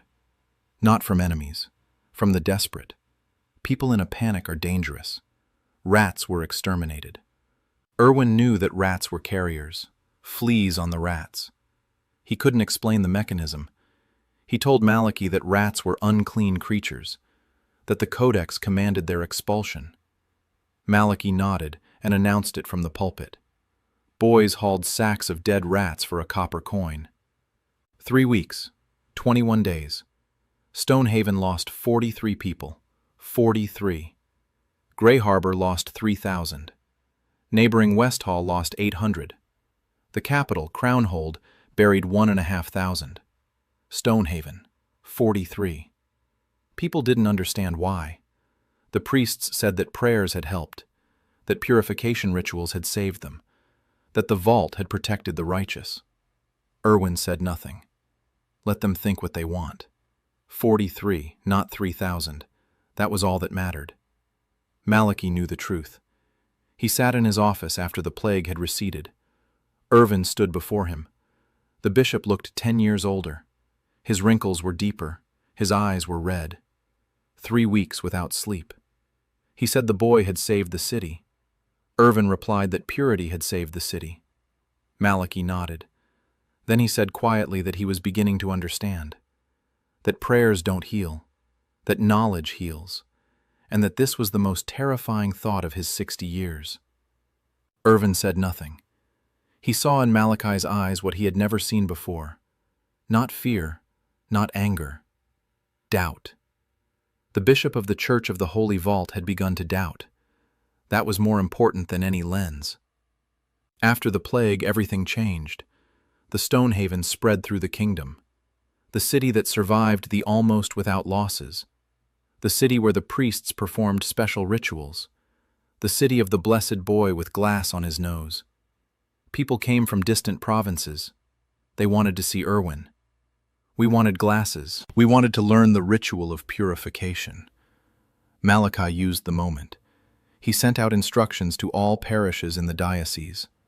Washing, boiling water, extermination rats, isolation of the sick. All is cloaked in the form of rituals, with prayers, with incense, with blessed signs of the dome. The dome is familiar, the content salvific. Irwin observed as his knowledge spread across the country in the guise of religion. This was a strange feeling. Science disguised as faith, truth in someone, but alive, working. The Dome was in fury. Their counterspells didn't work. The cities that paid 1,000 gold for magical protection, they lost thousands' lives. Stonehaven, which did, paid the guild a single coin, lost 43. That was a blow to reputation, a blow as wallet, to the idea that magicians are needed.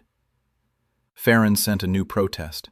This time not Malachi, to the king. He claimed that the boy glassblower is using secret magic.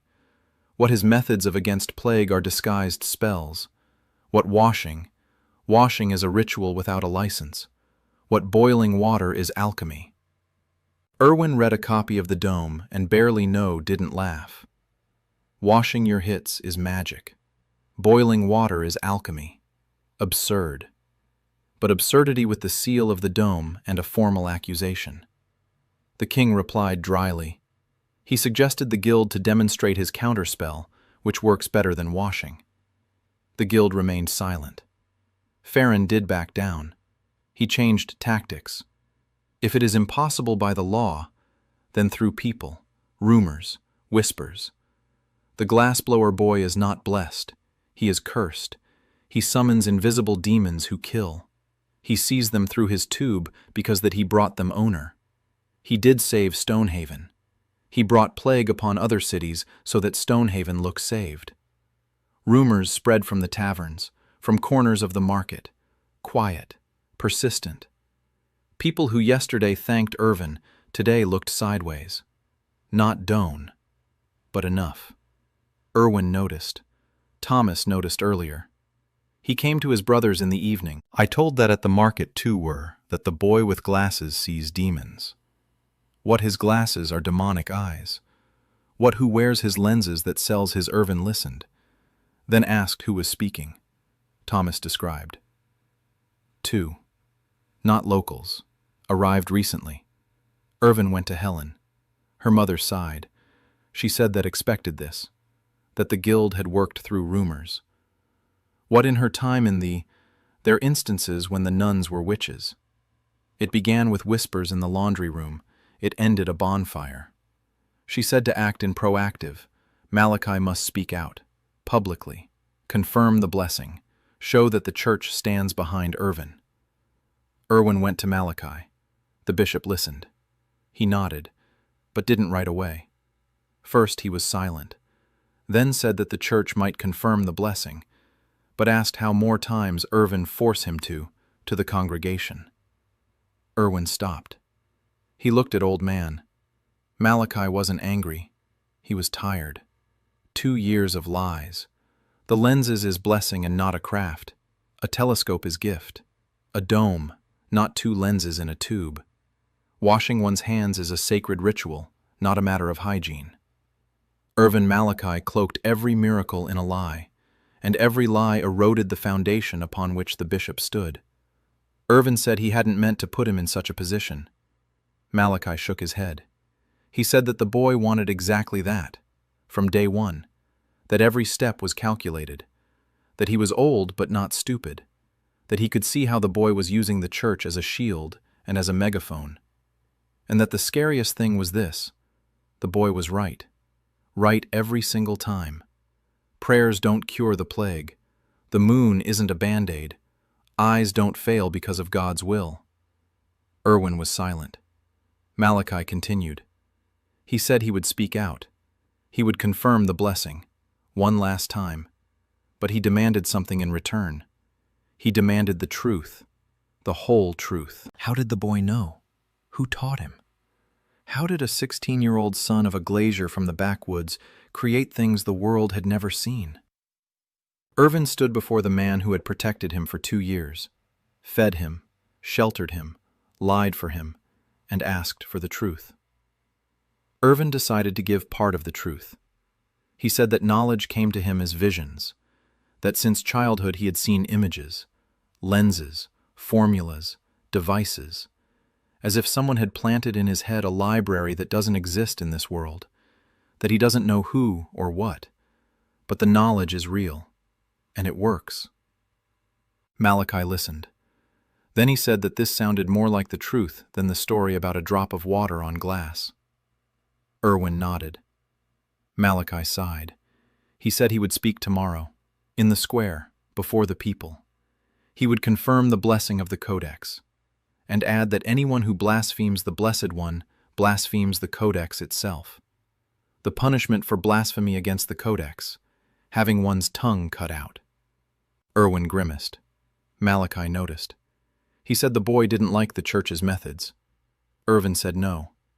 Malachi replied that then he should give the people the lenses quickly. For now, not cutting out tongues was a luxury the church couldn't afford.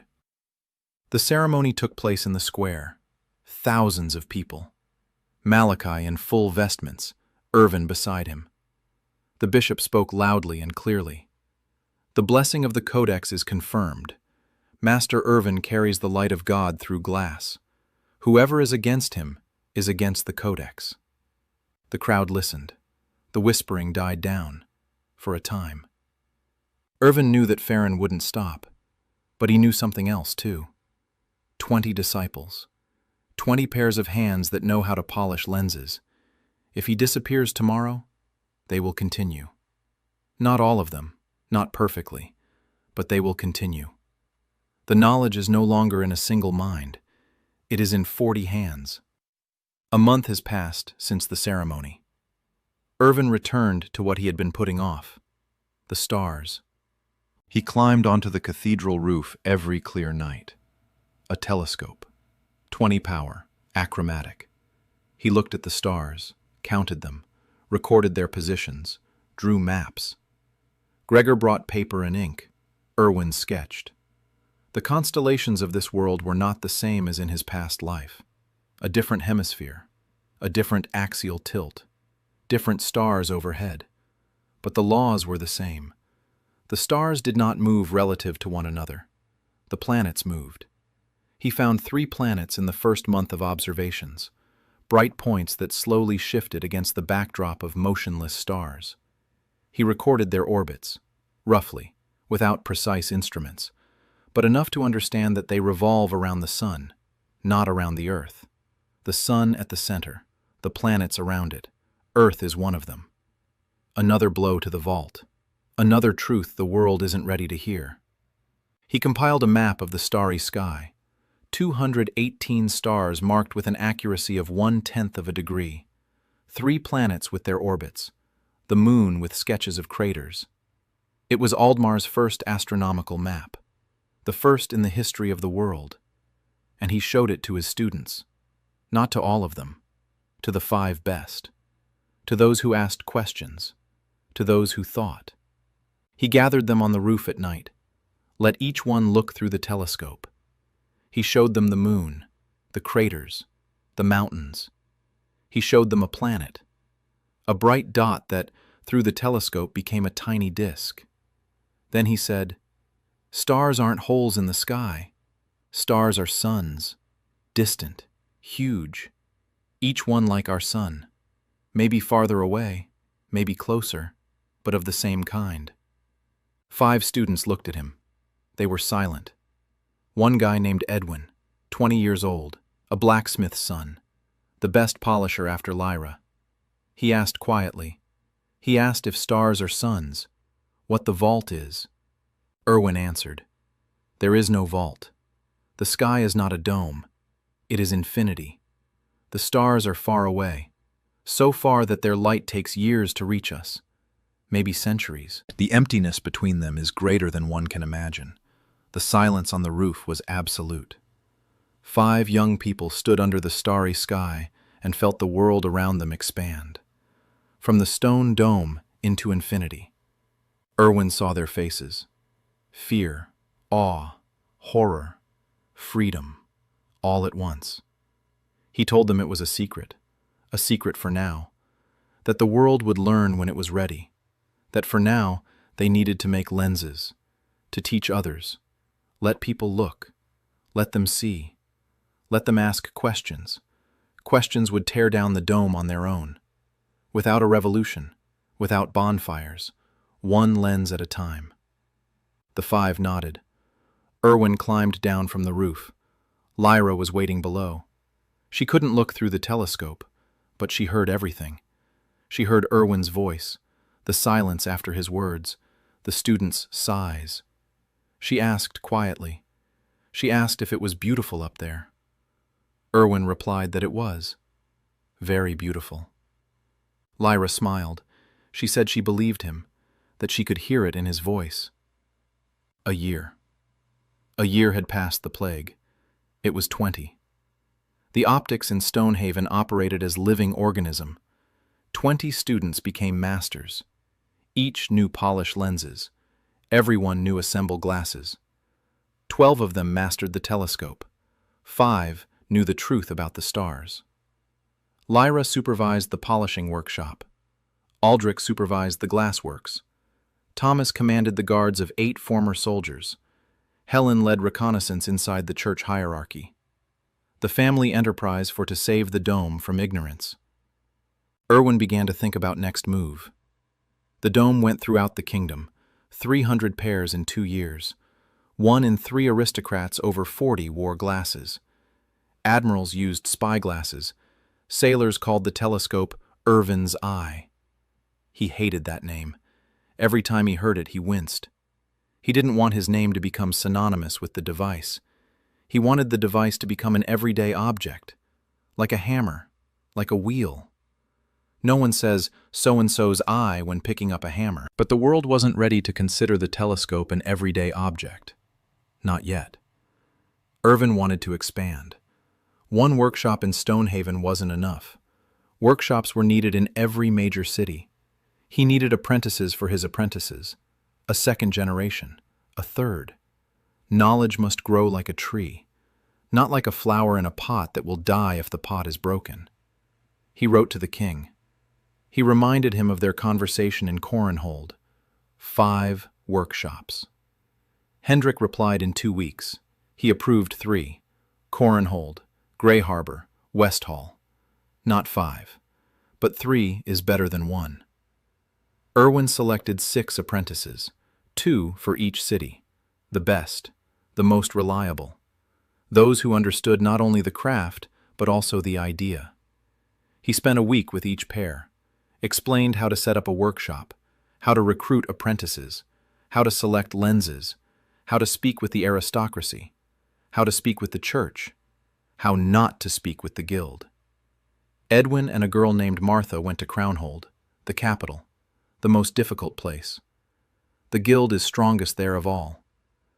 Irwin gave Edwin a sealed letter, for the king, in case the guild tries to shut down the workshop. Edwin took the letter, looked at Irwin, said he wouldn't let him down. Irwin said he knew. The 6 of them left. The workshop in Stonehaven grew quieter.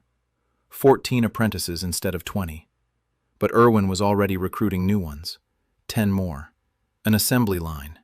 Teach, graduate, send off, teach again.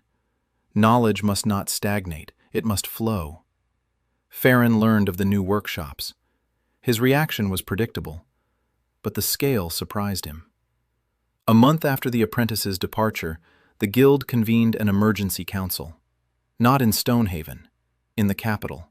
All branch heads, 12 mages. The guild council passed a resolution, declared the practice of optics an unauthorized magical activity, demanded that the crown close all workshops, confiscate the lenses, arrest the masters. The resolution landed on the king's desk. Hendrik read it with his own eyes, through Irvin's glasses.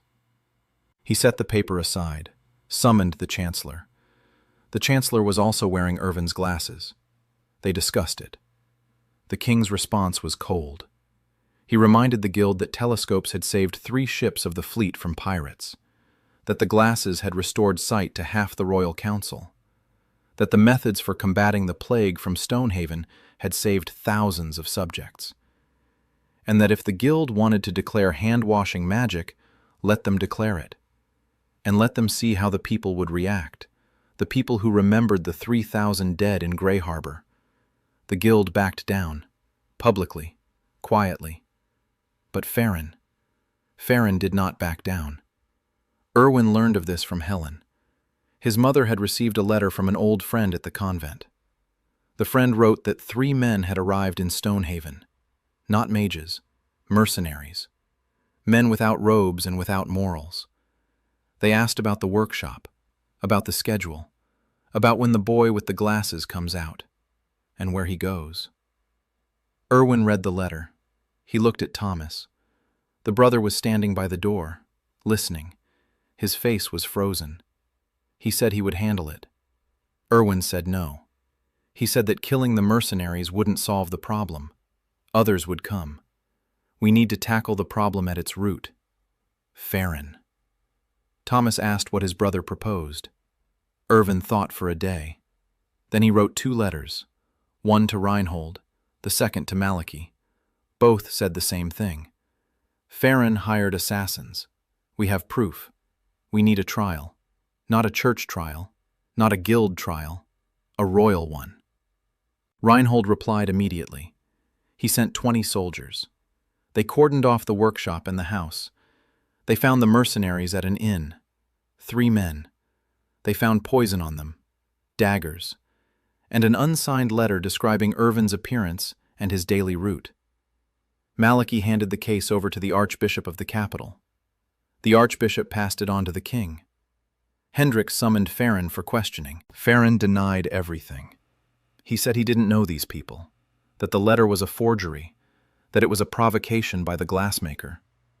The interrogation lasted 3 days. The mercenaries spoke up on the 2nd day. They named a name. Not Farron himself, his assistant, but on Farron's orders. The king stripped Farron of his office. He banished him from Stonehaven. He forbade him from coming within a day's journey of the opticians' workshops. Not execution, not prison, banishment. Irwin would have liked more. But he understood that executing the mage would provoke a war with the guild. Exile was a compromise. Farron left. Irwin stood at the window and watched as the mage climbed into the carriage. Thin, upright, his face stony. He didn't look at the workshop, didn't look at the cathedral. He sat down and left. Irwin knew this wasn't the end. Farron had left, but the guild remained. And the idea that a boy with glass was more dangerous than any mage, that idea remained in every mind beneath the cloak. He returned to work. Time waits for no one. 3 workshops had opened. Edwin sent a letter from the capital. 10 apprentices had been recruited. The first spectacles were ready, sold through the shop by the capital's cathedral. The line stretches a week ahead. Martha sent hers. She found a 14-year-old boy, a fisherman's son, hands like a jeweler's. He polishes faster than she does. Irvin smiled. The 2nd generation. The tree is growing. Irvin was 21 years when he first said out loud that he had for a long time. He said not Malachi, not to the king. Liar. They sat in the workshop in the evening. The students had left. Aldrich put out the horn. Silence. Lyra polished the lens. Slowly. Not because that it's necessary was. That is why that she liked the process. The sound of note against the abrasive soothed her as others soothes music. Irwin said that soon everything will know. Lyra didn't turn her head. She asked, exactly. Exactly. Irvin said that the church will forever cover up the truth with that sooner someone of the students will say out loud that the stars are suns. That someone will show a microscope to people without permission. It will come out. And then the real storm. Lyra stopped polishing. She put the lens on table. I turned toward him. White eyes stared into the void, but her face was turned directly toward him. She always found him by the sound of his breathing. She said he spoke as if he were waiting for a storm. Irwin replied that he wasn't waiting, he was preparing. Lyra was silent for a moment. Then she said he was the strangest person she knew, that he saw a world that didn't yet exist and was building a road to it, and that she was glad to be part of that road. Irwin didn't say anything, but something shifted in his chest. Small, warm. He was used to loneliness. 2 decades. 2 lifetimes. The mind of an adult in a child's body. Then a mind from another world in a medieval one. Always apart. Always on the sidelines. Lyra was the first person who stood by him not because Irvin was useful, not because his lenses had restored his sight, not because the church had ordered it, because she wanted to stand by him. The storm he had been waiting for came sooner than he had expected, and it came from a direction he hadn't anticipated. A messenger arrived from the capital, not from the king, from Edwin. The letter was short. The Archmage of the Guild had announced a general audit. Every master optician must undergo a test for magical traces. Every lens must be examined. Every workshop is open for inspection. The basis? A new law. Not a royal decree, a guild decree, but signed by 3 dukes who didn't wear glasses. 3 of the 5 crowns of Aldmar. Irwin read the letter twice. 3 dukes. Not Reinhold. Reinhold IV. The 5th. Duke Morgaine. The Southern Duke. His territories had suffered the most from the plague. 3,000 dead. Morgan didn't like Irwin. He believed the boy could have saved the South but didn't, that he sat in Stonehaven defending his city while spitting on the rest. It was unfair. Irwin couldn't be everywhere. But Morgan had lost his wife to the plague, and he wasn't interested in fairness. 3 dukes plus the guild. Opposing Irwin were the king, the church, and 1 duke. The forces were nearly equal, nearly. But the guild had the law on its side. The guild charter, an ancient document, signed by the first king of Aldmar 200 years ago. The charter gave the guild the right to investigate any activity that might be magical. The key word, might be. Lenses aren't magic, but they could be magic, until proven otherwise. The burden of proof is on the accused. Irwin must prove that the lenses aren't magic. It is not up to the guild to prove that they are magic. Irwin went to Malakia. The bishop already knew. His face was gray. He said this was serious, that 3 dukes were a force to be reckoned with, that the charter was the law, that he could shelter Irwin in the cathedral, the right of asylum. But the workshops in other cities aren't protected. They'll be shut down. The lenses will be confiscated. The apprentices will be arrested. Irwin thought about it for 3 days. On the 4th, he went to Malaki with a plan. He said he wouldn't hide. He said he'd accept an inspection. He'd open the workshop. He would show everything. Every lens, every tool, every piece of glass. Let them inspect. Let them search for magic. They won't find it, because there isn't any. Malaki asked, "What if they plant something? Like Farron wanted to 3 years ago." Irwin replied that this was precisely why the inspection had to be public, not in a closed room, in the square, in front of witnesses, in front of the king, in front of all 5 dukes, in front of the church, in front of the people. Let the mages inspect it under the gaze of thousands of eyes. It's impossible to plant something under the gaze of thousands of eyes. Malachi looked at him. Then he nodded slowly.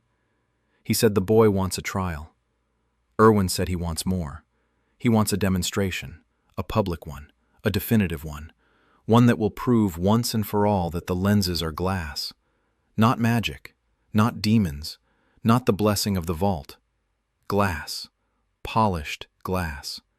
He will show the world the truth, the whole truth, and let the world decide. Malaki turned pale. He asked quietly, "The whole truth?" Irwin said yes. A microscope, bacteria, stars, planets, everything. Malaki sat down, heavily. He said this was the end of the church. Irwin shook his head. He said it wasn't the end. It was the beginning. A church that acknowledges the truth is stronger than a church that hides behind lies. People won't stop believing. They'll stop believing in the stone dome, but they won't stop believing in God. God can live in the infinite sky just as he can in a stone vault. Malaki was silent for a long time. Then he asked if Irwin himself believed in God. Irwin answered honestly. He said he didn't know, that he had died and been reborn, that if this wasn't a miracle, then he didn't know what a miracle was, but that there was definitely no stone vault. Malaki almost smiled. Almost. He said he would write to the archbishop, that he would propose a public trial, in the capital, before the king and all the dukes. Prophet or heretic, let them decide. Irwin nodded. The carriage set off. Letters flew out, to the capital, to Reinhold, to the king, to the 3 hostile dukes, to the guild. A proposal.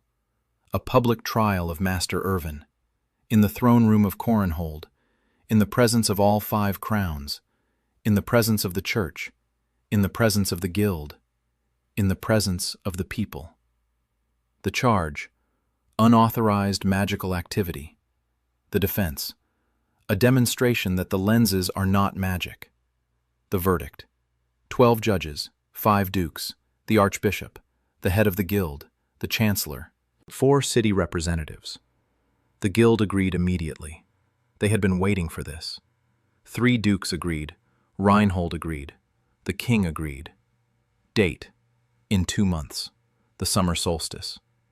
Erwin had 2 months to prepare for the trial that would decide everything: his life, his case, the future of the world.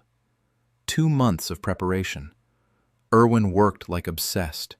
He slept for 4 hours, the rest time in the workshop. He was a speech. He was preparing evidence. 3 tools, 3 strikes, impossible to parry. The first, new glasses, 12 pairs, for each judge, selected individually. He didn't know each judge's eyesight personally, but he knew the statistics. Every man over 40 is far-sighted. He made lenses in 6 different strengths, from weak to strong. Each pair in a velvet case. Each case is signed. 12 judges, 12 pairs. A man who wears glasses on his nose will not condemn the one who made them.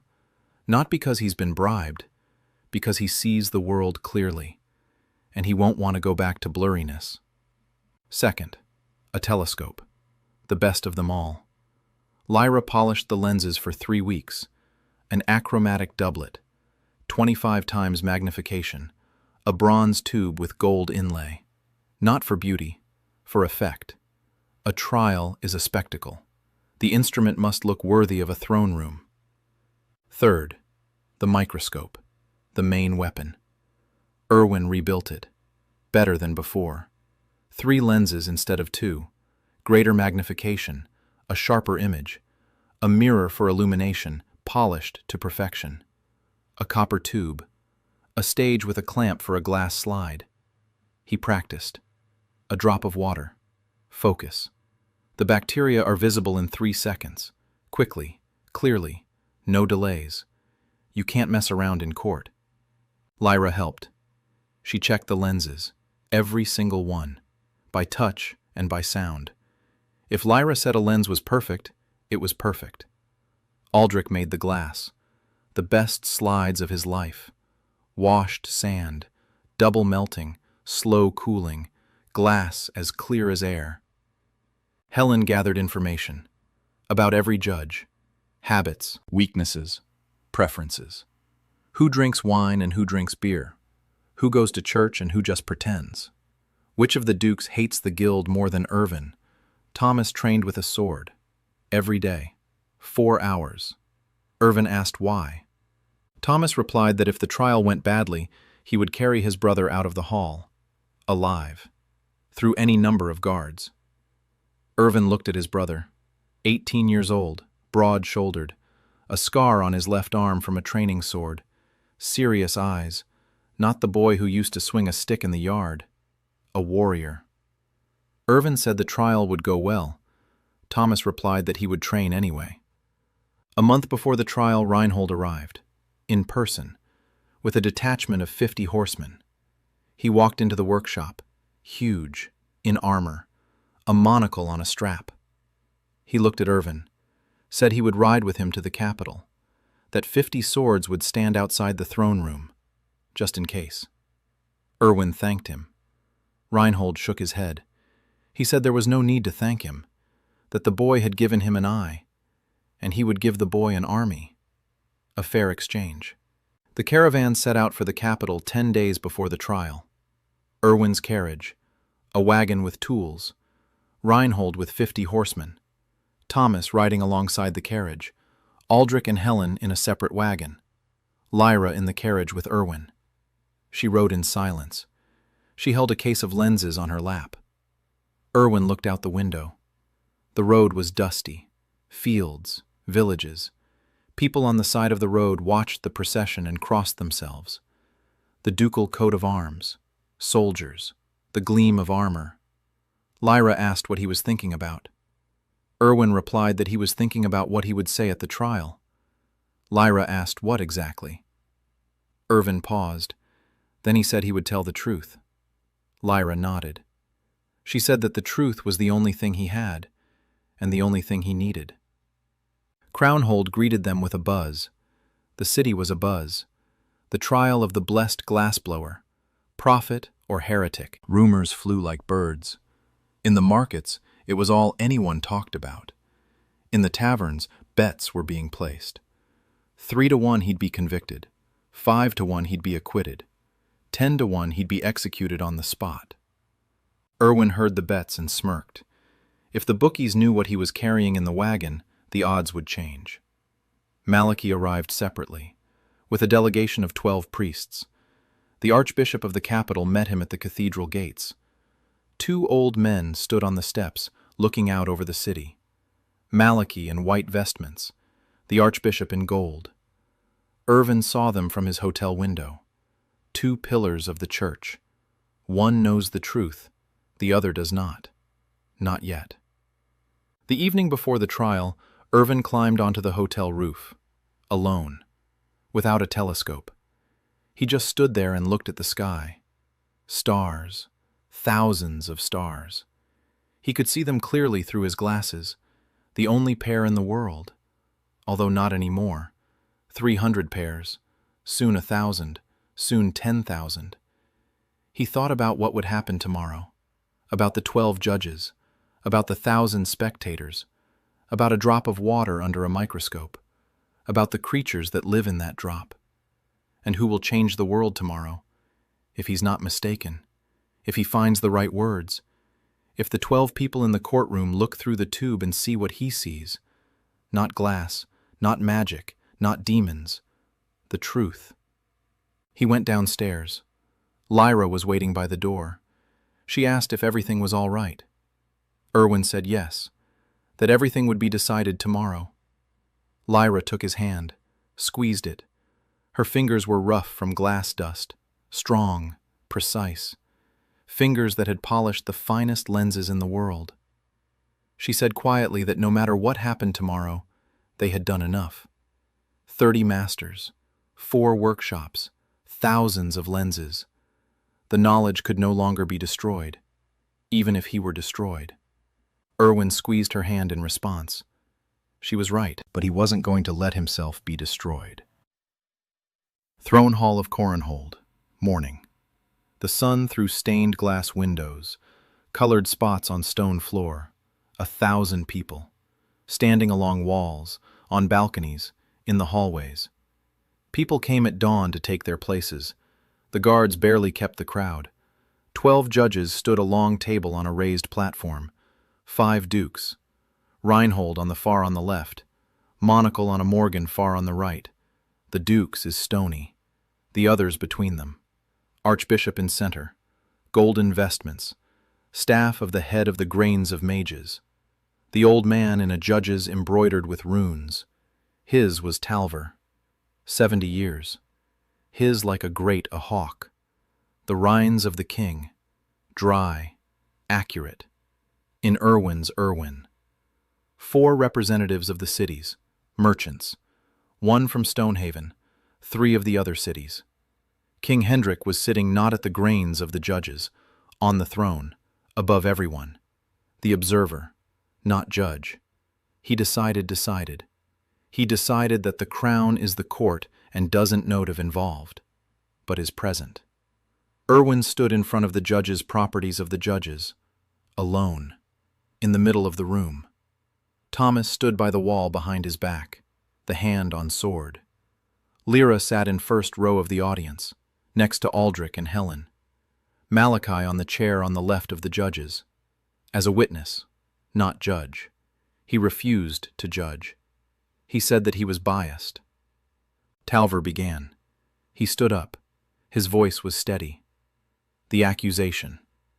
Master Irwin from Clearwater engages in activities indistinguishable from magic without a license from the Greens, creates items with magical courteners of artifacts, lenses restoring vision, tubes that bring distant objects, tubes revealing the invisible. Data properties do have explanation in the credential of craft, consequently, presumably magical. Requirement. Prove that the lenses is not magic, or accept licensing the guild. Irwin listened, calmly. Then he spoke, his voice steady, not loud, but the room fell silent. He said that he was to prove it, not with words, by my actions. what he brought with him, with 3 tools, and what every judge will be able to verify for themselves. He turned to the table by the wall where stood the cases. He opened the first one, 12 pairs of glasses, in velvet cases. I picked up one. He said that this first tool, glasses, lenses for eyes, selected for every judge individually. Each can put on and see the world clearly. Then everyone can break the lens and see that inside only glass. He handed out the cases, to each judge, signed. The hall was watching, 1,000 eyes. The Duke Morgaine opened the case. He looked at glasses, didn't put them on, set them aside. Reinhold smiled. He had wearing his monocle. The Archbishop put it on, slowly. He looked at the hall. His eyes widened. He saw people on the balcony, clearly, for the first time in years. The Chancellor was already wearing glasses. He adjusted his. He nodded. 3 dukes from the enemy side. One put them on. The second put them on. The third didn't. Morgan didn't put them on. Talver didn't put them on. He's a mage. He doesn't need lenses.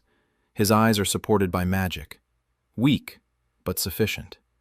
Irwin noted. 7 out of 12 put on glasses. 7 out of 12 see the world clearly right now, through his lens. He continued, opened the second case, a telescope, bronze and gold. It glinted in the sunbeam.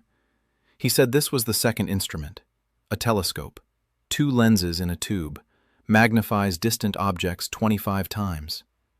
He walked over to the window, the huge window of the throne room, the city beyond it, the harbor, the mountains. He raised the telescope, passed it to the nearest judge, one of the city representatives. The man looked, gasped, passed it on. The telescope made its way around. Every judge looked, at the port, at the ships, at the mountains, at the flags. Morgaine took the telescope. He looked, for a long time. His stony face twitched. He had seen Grey Harbor's harbor from the window of the throne room in Corenhold. 200 miles. Not the harbor, of course, but the mountains on that side. Clear, with snow, with trees on the slopes. Talver was the last to take the telescope. He looked. He lowered it. His face didn't change. He said it was impressive, but it didn't prove anything. That a magical artifact was also impressive, and also contained materials, stones, metal, crystals. The question wasn't about the material, but about the power that made it extraordinary. Irwin nodded. He said he'd expected that question, that the third instrument would provide the answer. He opened the third case, a microscope, small, copper, inconspicuous next to the telescope's brilliance, but it was precisely this that was the weapon. Irwin placed the microscope on the table. He asked for a glass of water. A servant brought it, plain water, from the palace well, the very water drunk by the king and the judges and the servants and the guards. Irwin dropped a drop onto a glass slide, placed it under the lens, focused. 3 seconds. Turned to the hall. Said he was asking each judge to come forward and look, to see what lives in the water they drink every day, that their children drink, their wives, their soldiers. The silence in the hall became palpable. 1,000 people held their breath. The Archbishop was the first to approach. He leaned in. He looked. He straightened up. His face was pale. He crossed himself with the sign of the covenant. He stepped back. The Chancellor stepped forward. He looked. He adjusted his glasses. He looked again. He sat back down, silently. 3 dukes, one after another. They looked. They stepped back, their faces pale. Reinhold looked. His one eye widened. He straightened up. He looked at Irwin, then at the glass of water on the table. He pushed it away from him. Morgan. Irwin waited. The Duke who had lost his wife to the plague, who hated the boy glassblower, who had signed the law together with the guild. Morgan approached the microscope. He looked. For a long time. A minute. 2. The hall waited. Morgan straightened up. His face was different, not stony, alive, broken. He turned to Irvin, asked quietly, but in the silence of the hall everyone heard, asked if this was what killed his wife. Irvin answered, said yes. Creatures like these, too small for the eye to see. They're in dirty water, on dirty hands, in the dirt. They kill, not God, not a spell, them. And they can be stopped. With clean water, clean hands, soap, boiling. What they did in Stonehaven when they lost 43 people, not 3,000. Morgaine stood. Then he slowly sat down. He took his glasses from the case he'd set aside earlier, put them on, looked at the world clearly, and covered his face with his hands. Talver was the last one, head of the Mages Guild, 70 years old, hawk-like eyes. He walked over to the microscope. He leaned in. Irwin saw his fingers glow. A test. Talver was looking for a magical trace. He ran his fingers along the tube, over the lenses, over the mirror. The glow faded. Nothing.